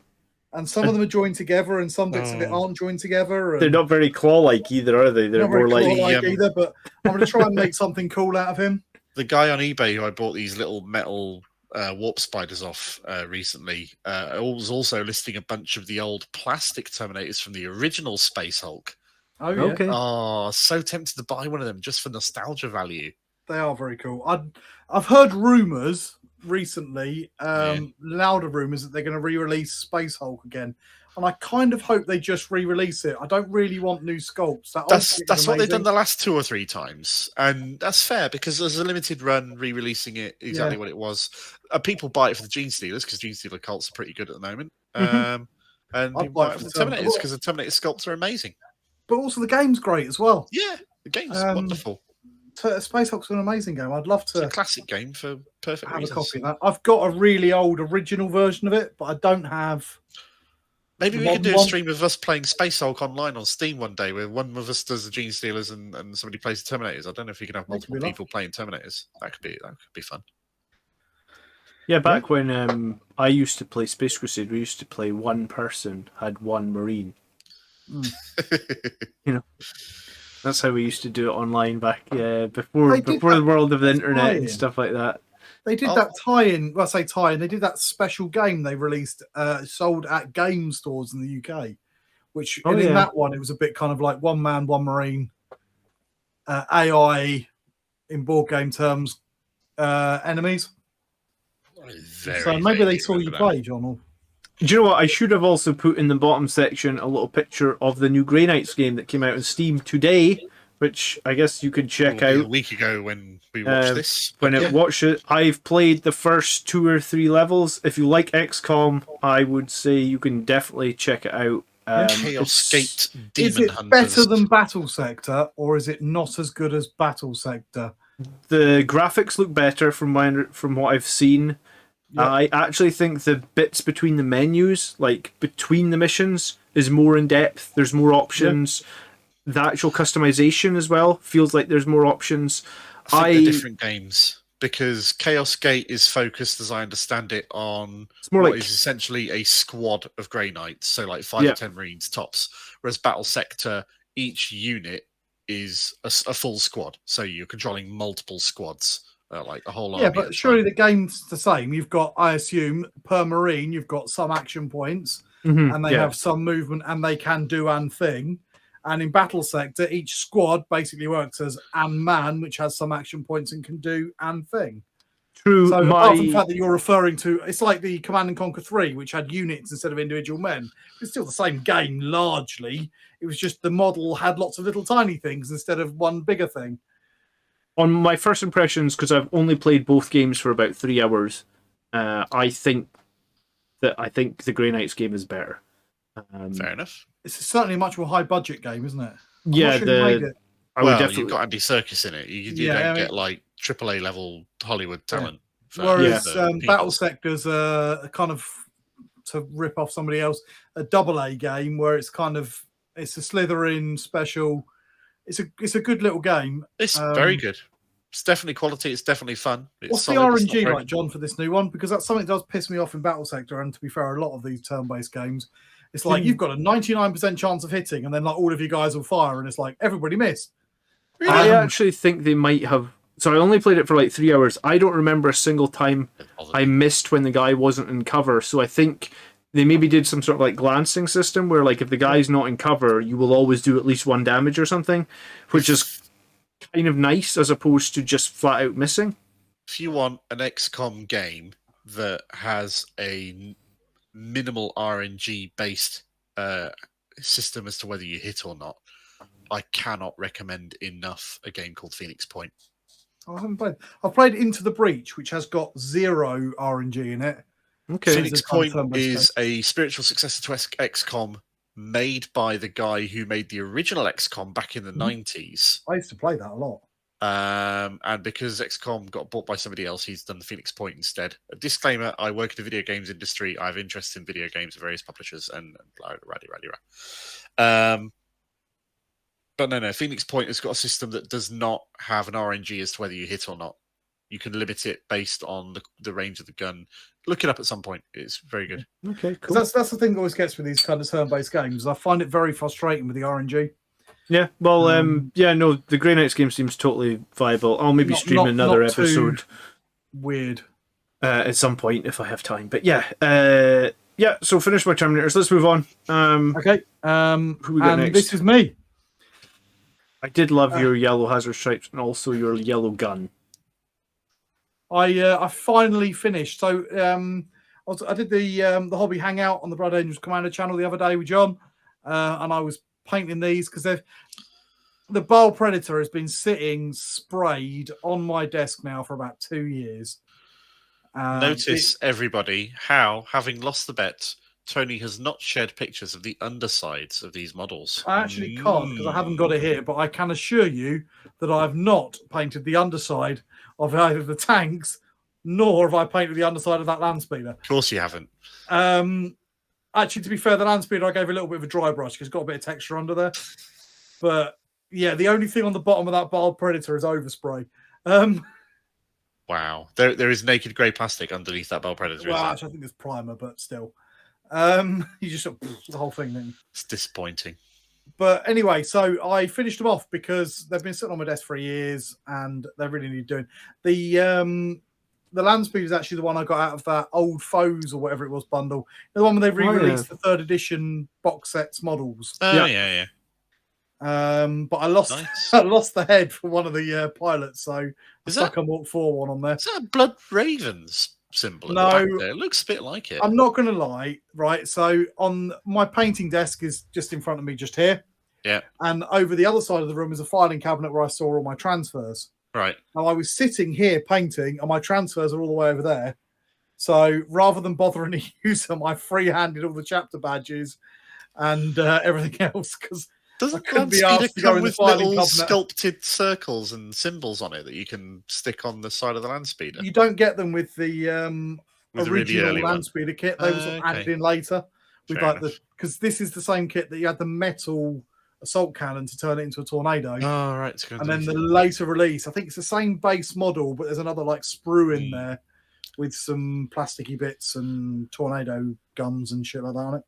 And possibly the Typhoon rocket launcher as well. Yeah, so you don't get any of that with the original. So that eagle is sculpted on the front, but other than that, you've got nothing. Okay. So, yeah, I found a Mark IV helmet and stuck that on because I lost the other one, and I free-handed all the chapter badges and hazard stripes and stuff. because I couldn't be asked to get the transfers out. I love the gradations of the red on the bar, especially at the back, and the way you've done the nice little bit of smoke coming off the exhaust and all that kind of jazz. That's Thank you. very good. It was speed painting like hell. 10 hours to get them both done. I was pretty pleased with that. Is that smokestack drilled? Of course it is. Wow, who does that? I know. Who drills out the smokestacks but doesn't paint the bottom of the tank? Yeah. I also didn't know what to write on that funny little banner thing on the back. Yeah. So you can't see that closely, but if you look really closely, it just says arse. Arse. Because it's the arse of the tank. Shit, fat arse. And it's not a very good tank either. So, yeah. Storm arse, depending on which order you read the words in, I suppose. So yeah, worked for 10 hours. Looks good. Very nice. Predator, which I'm definitely almost never going to use. Yeah, you should use it. I'm going to use it because it's cool. That's fair. In your next big apocalypse battle or whatever. Exactly. Oh, I dug that up for you, by the way. Oh, did you really? Yeah. So at some point, I will make this way over to you. At some point. I'm excited to read that. So yeah, in here I'm really disappointed that they haven't updated it for 9th. We'll get you the full fucking field manual rule book with all the rules in it. The unit rules are all freely available on Warhammer Community. There's a crap load of tokens, and there's a whole shitload of strategic play cards. So did you play it much, or did you not get a chance? I didn't play it once, which really annoyed me because I was really looking forward to playing it. Yeah.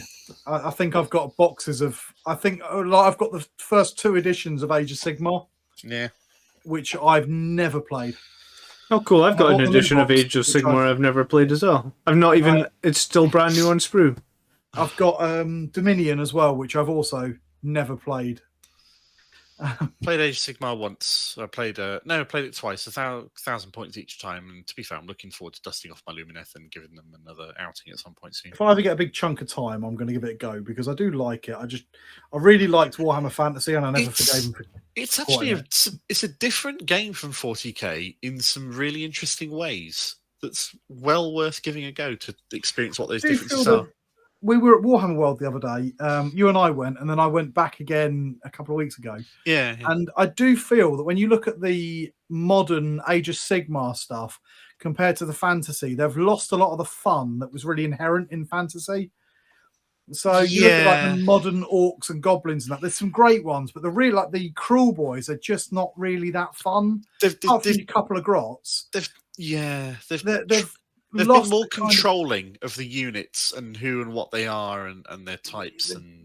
But even just from a fluff perspective, you don't see the kind of silly, over-the-top fun that was inherent in fantasy. Yeah, they've gone much more serious with Age of Sigmar, and I don't know how much I like it. Well, Old World's coming back, you know that, right? Yeah, and if it comes back and they're like, no, we're going to make it a really serious, dramatic game. I don't want serious and dramatic. I want Blood Bowl, but with armies and battles. Oh, I played a game of Blood Bowl 7s last week, and it was such good fun.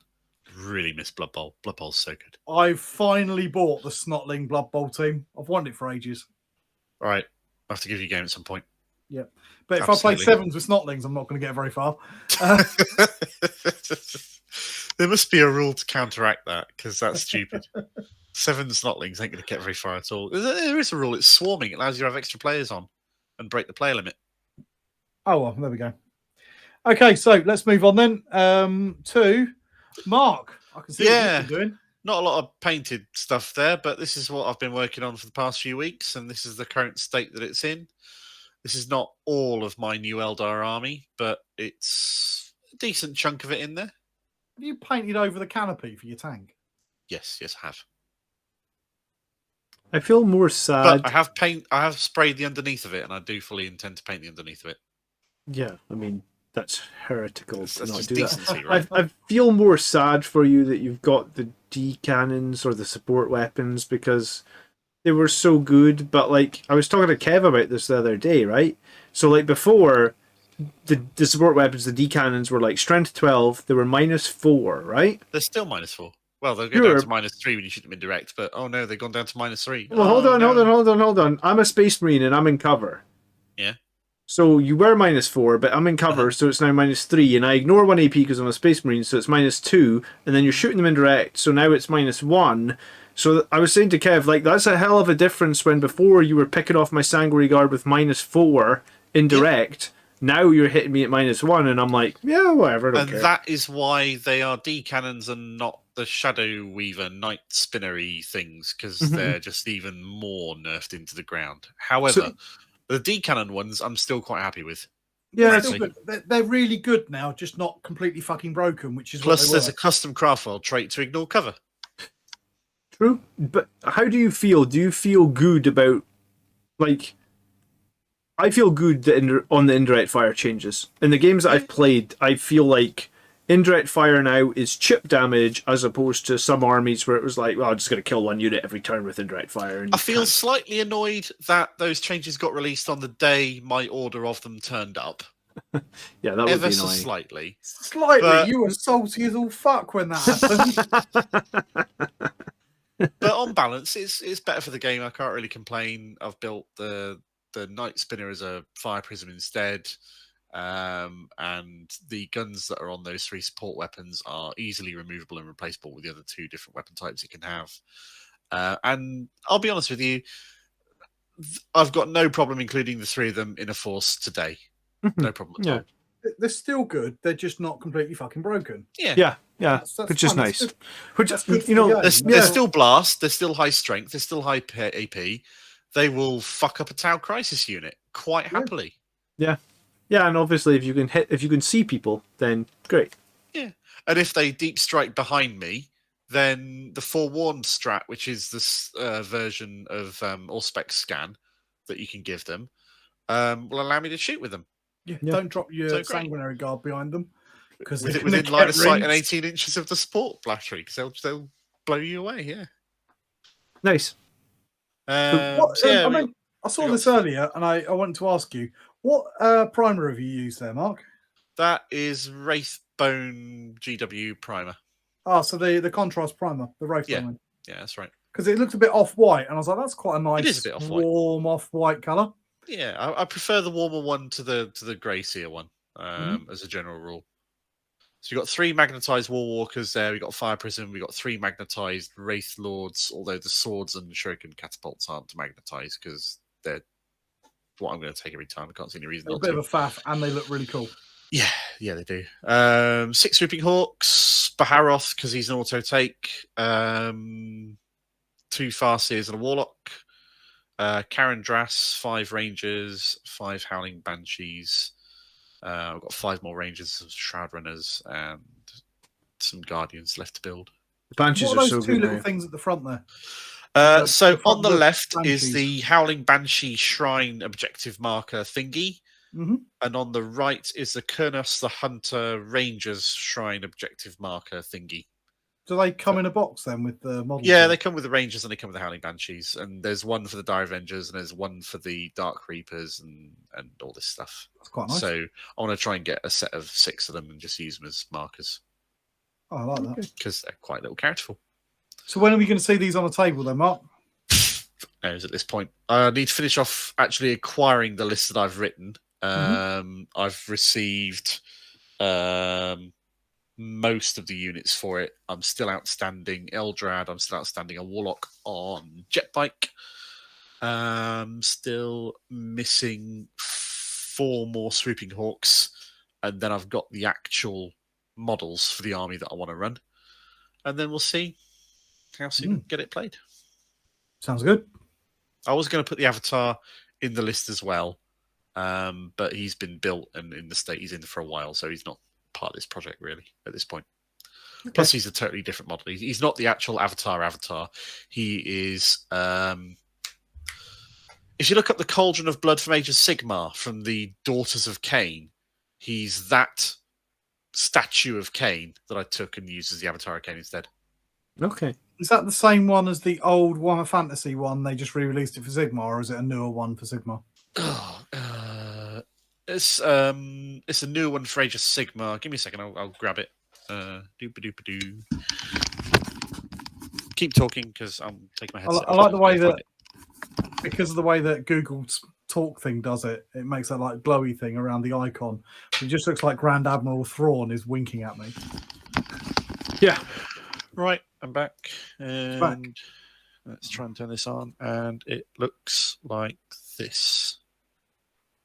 Oh, very nice.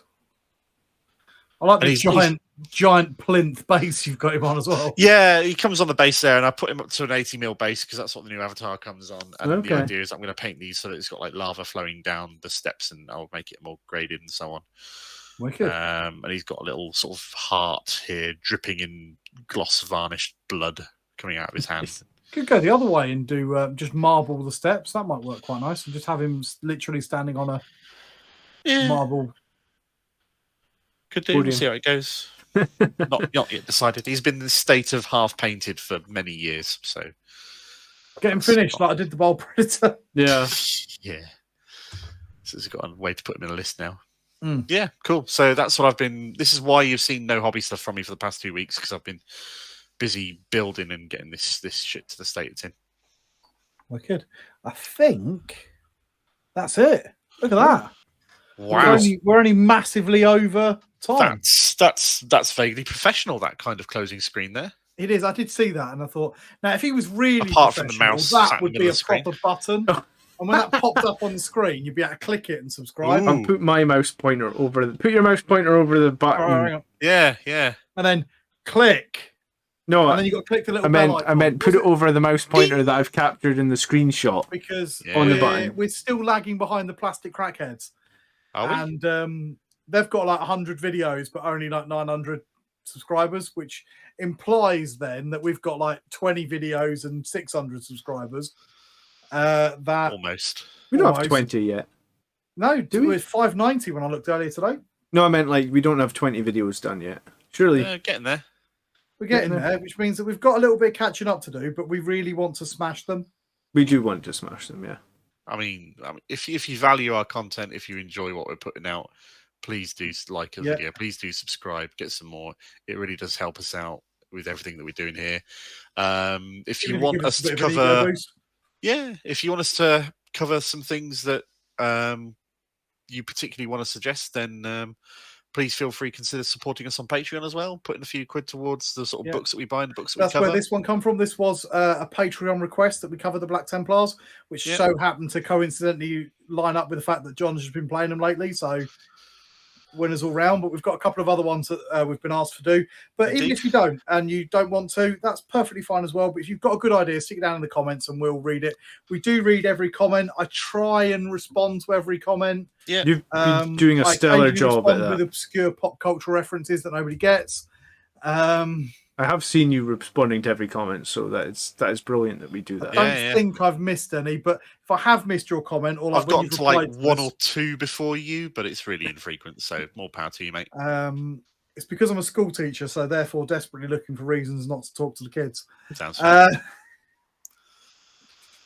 But yeah, so put it down if it's something we want us to cover, or if you think we're wrong, or better than we do about Black Templars, and you've played them for years. That's fantastic, because as shown by the fact that I took an illegal combination, clearly we don't know enough, and we didn't do our homework. So when we put this on all the various Black Templar communities and groups, you can and stuff, pull us apart. Yeah. Excellent. But try and be vaguely nice, because Mark's a sensitive soul. You know what? I had someone ask on the Blood Angels Commander channel. I was telling Andrew just like last week. Someone was like, "Hey, what was your latest tournament? And can you link me on BCP?" And I was like, "I guess, sure. I mean, like I've got 2 kids, so I'm not really. I've got 2 kids under the age of 2, so I'm not really going to very many tournaments at the moment. But we're not exactly out of war here. Yeah." I'm and plus I mean I only on the stuff that's important, like why Gabriel Seth is shit. What bullshit beers Tony's going to drink this week? What bullshit beers Tony's going to drink this week? I did actually make a video on the Flesh Terrors and people... and enjoying the hobby as much as we can, and hoping you get too. As well. This is the thing, I've made a joke about it before, but genuinely the original name that I pitched for this show was 3 middle-aged men talking shit about toy soldiers for about 2 hours. And that's really what we're looking for. So if you've got anything out of this video, wonderful. But note the disclaimer, which says if it's your own fault. Well, we talk about toy soldiers, but surely at the end of the month, and Tony, you're going to have to hurry up and get Disney Plus, or you're going to just sit like an idiot for the entire episode. There's a new Star Wars show coming. There's a new Star Wars show featuring Darth Vader and Obi-Wan Kenobi. How can we not have an episode about that? It's mostly because I don't give a shit about Star Wars. Excellent. Well, Brilliant. then, okay. We'll be happy to subject you to it. Maybe lay in a stock of shit beers for that one. Here's an idea. Star Wars. I don't even Here's an idea. Me and Mark will talk about Star Wars for 2 hours, and you can build on PowerPoint for the next Warhammer episode. And if you've got any questions, you can Star Wars stopped being good in the early 90s. You can put your hand up, and we'll answer said questions. Then we'll go back to talking about Star Wars. I mean, apart from the X-Wing series of books, which I fucking loved, and then they retconned them and said they don't count. And then they made Wedge fat and useless when he was the coolest character. On my shelf. I do not like how they retconned all this stuff. I agree with that. No. But yes. They're putting it all back in again, though. Yeah, but they've already fucked up Wedge. Have you seen the latest thing? They're putting Tales of the Jedi back in now. Okay, I didn't know that. It's because they realised that the Disney Star Wars is shit compared to... I think they saw like Disney going to be doing animations based on the Tale of Jedi series of comics that Dark Horse did back in the 90s. And they were I do actually own those. They're quite good. Yeah. Back when Dark Empire was a really edgy story. Yeah, that was a good story. I need to finish the third book on Thrawn. I've read the first two in the trilogy. The new ones or the old books on Thrawn? I've read the originals, but they had the original author write, and he's actually written 2 new trilogies. I'm on the third book of the first trilogy, and the first 2 books were great. I really enjoyed the first 2. Because don't get me wrong, I am standard nerd, and I love Star Wars, but I love classic Star Wars, and I don't like modern Star Wars. Yeah. The 2 Thrawn trilogies that Zahn has written that are part of the new canon are very carefully written so that they don't invalidate any of the stuff that Disney kicked out.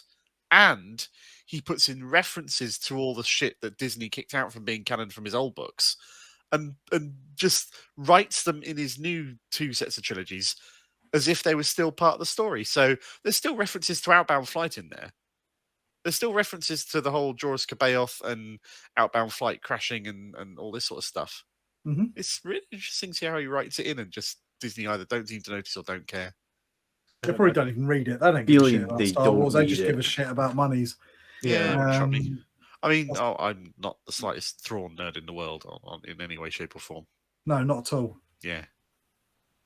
It's not like my avatar on every social media platform. I was going to say, and Thrawn is getting a series, right? Next year? This year? Rumor has it. Yeah. No, rumor has it that Thrawn is going to be the antagonist in the Star Wars live-action TV overarching plot. So he will be like the antagonist of the Ahsoka TV series and the Mandalorian and Boba Fett, where they all sort of like combine and do a whole Avengers Endgame sort of thing. The bad I just guy can't see how they can do him justice. You haven't. That's because you haven't seen him in the Star Wars Rebels series and heard him voiced by Lars Mikkelsen, who does such a fucking good job. He is a phenomenal actor, actually. I do. Again, the repeated rumors are that they've managed to cast him as Thrawn in the live act. So, fingers crossed, we'll see that. Well, that'd be good. I'm still not buying Disney Plus though. Well, your loss. Yeah, really I can't afford it. It's too much money spent on Netflix and Amazon, and they want me to buy Disney Plus. Have you heard all the shit about Netflix recently? I was going to say, is there anything good left on Netflix? Hemorrhaging subscribers or something, but Netflix are hemorrhaging subscribers due to the cost of living increases around the world, and Netflix are generally viewed as the most unsubscribable service out of all the streaming services right now. So people are keeping their Amazon Prime subscription to keep all the Amazon Prime as well. Yeah. Disney Plus, because it's got all the Disney stuff in it, and Netflix have got Stranger Things and The Witcher. There's a lot of controversy about Netflix's more modern TV shows and the way they've changed their kind of lineup as well, which is not something for us to get into on this podcast. Yeah. That's way out of our thingy, but it does mean a lot of people are looking at it going, do I really need this? Am I getting the value out of it? To counter this, Netflix have decided to slash all of their new programming. Yep. Clever move there. Well done. Yeah, but if I'm honest, and I'm getting a little bit political here, I'm not going to give a shit that they've slashed Meghan Markle's own TV series about being a princess. That's fair. The other thing that they've done is that Netflix shareholders have sued them for being so crap that they've lost all these subscribers, which I thought was hilarious. Okay. Then I think we are about ready to wrap up this week's episode. If we've started discussing or trying to very carefully around the subject discuss why Netflix has gone down the toilet. Can you get? I'm really hold hold on. Of, Stranger Things. Before we end, can you get a card, whatever you call it, a gift card for 1 month of Disney Plus?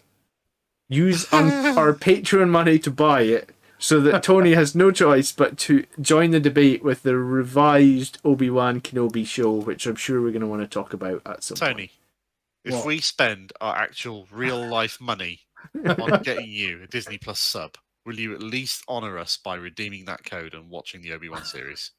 I will watch it. Yeah, I'll watch it. I'll watch it, but I don't want to give Disney any more money. They've got enough money. Yeah, I mean, like this is like I spend all my money on useless custodian plastic tat. I said to my sister at one point, I was like, "Have you bought this thing?" And she's like, "Oh, I wouldn't buy that. I don't buy anything from Amazon." And I was like, "Why?" Because Jeff Bezos is crying all the way to the bank that you don't spend $9.99 on Amazon like his other 50 trillion billion zillion dollars. Disney do not care that I have not bought anything. And nor do Epic Games care that I haven't bought anything from Epic Games, because I don't really like their business practices either. God damn it! At least I can be stern and strong in my. I'm so tempted to go to the Netherlands for when Bezos tries to float his yacht down the river, and they have to take the bridge apart.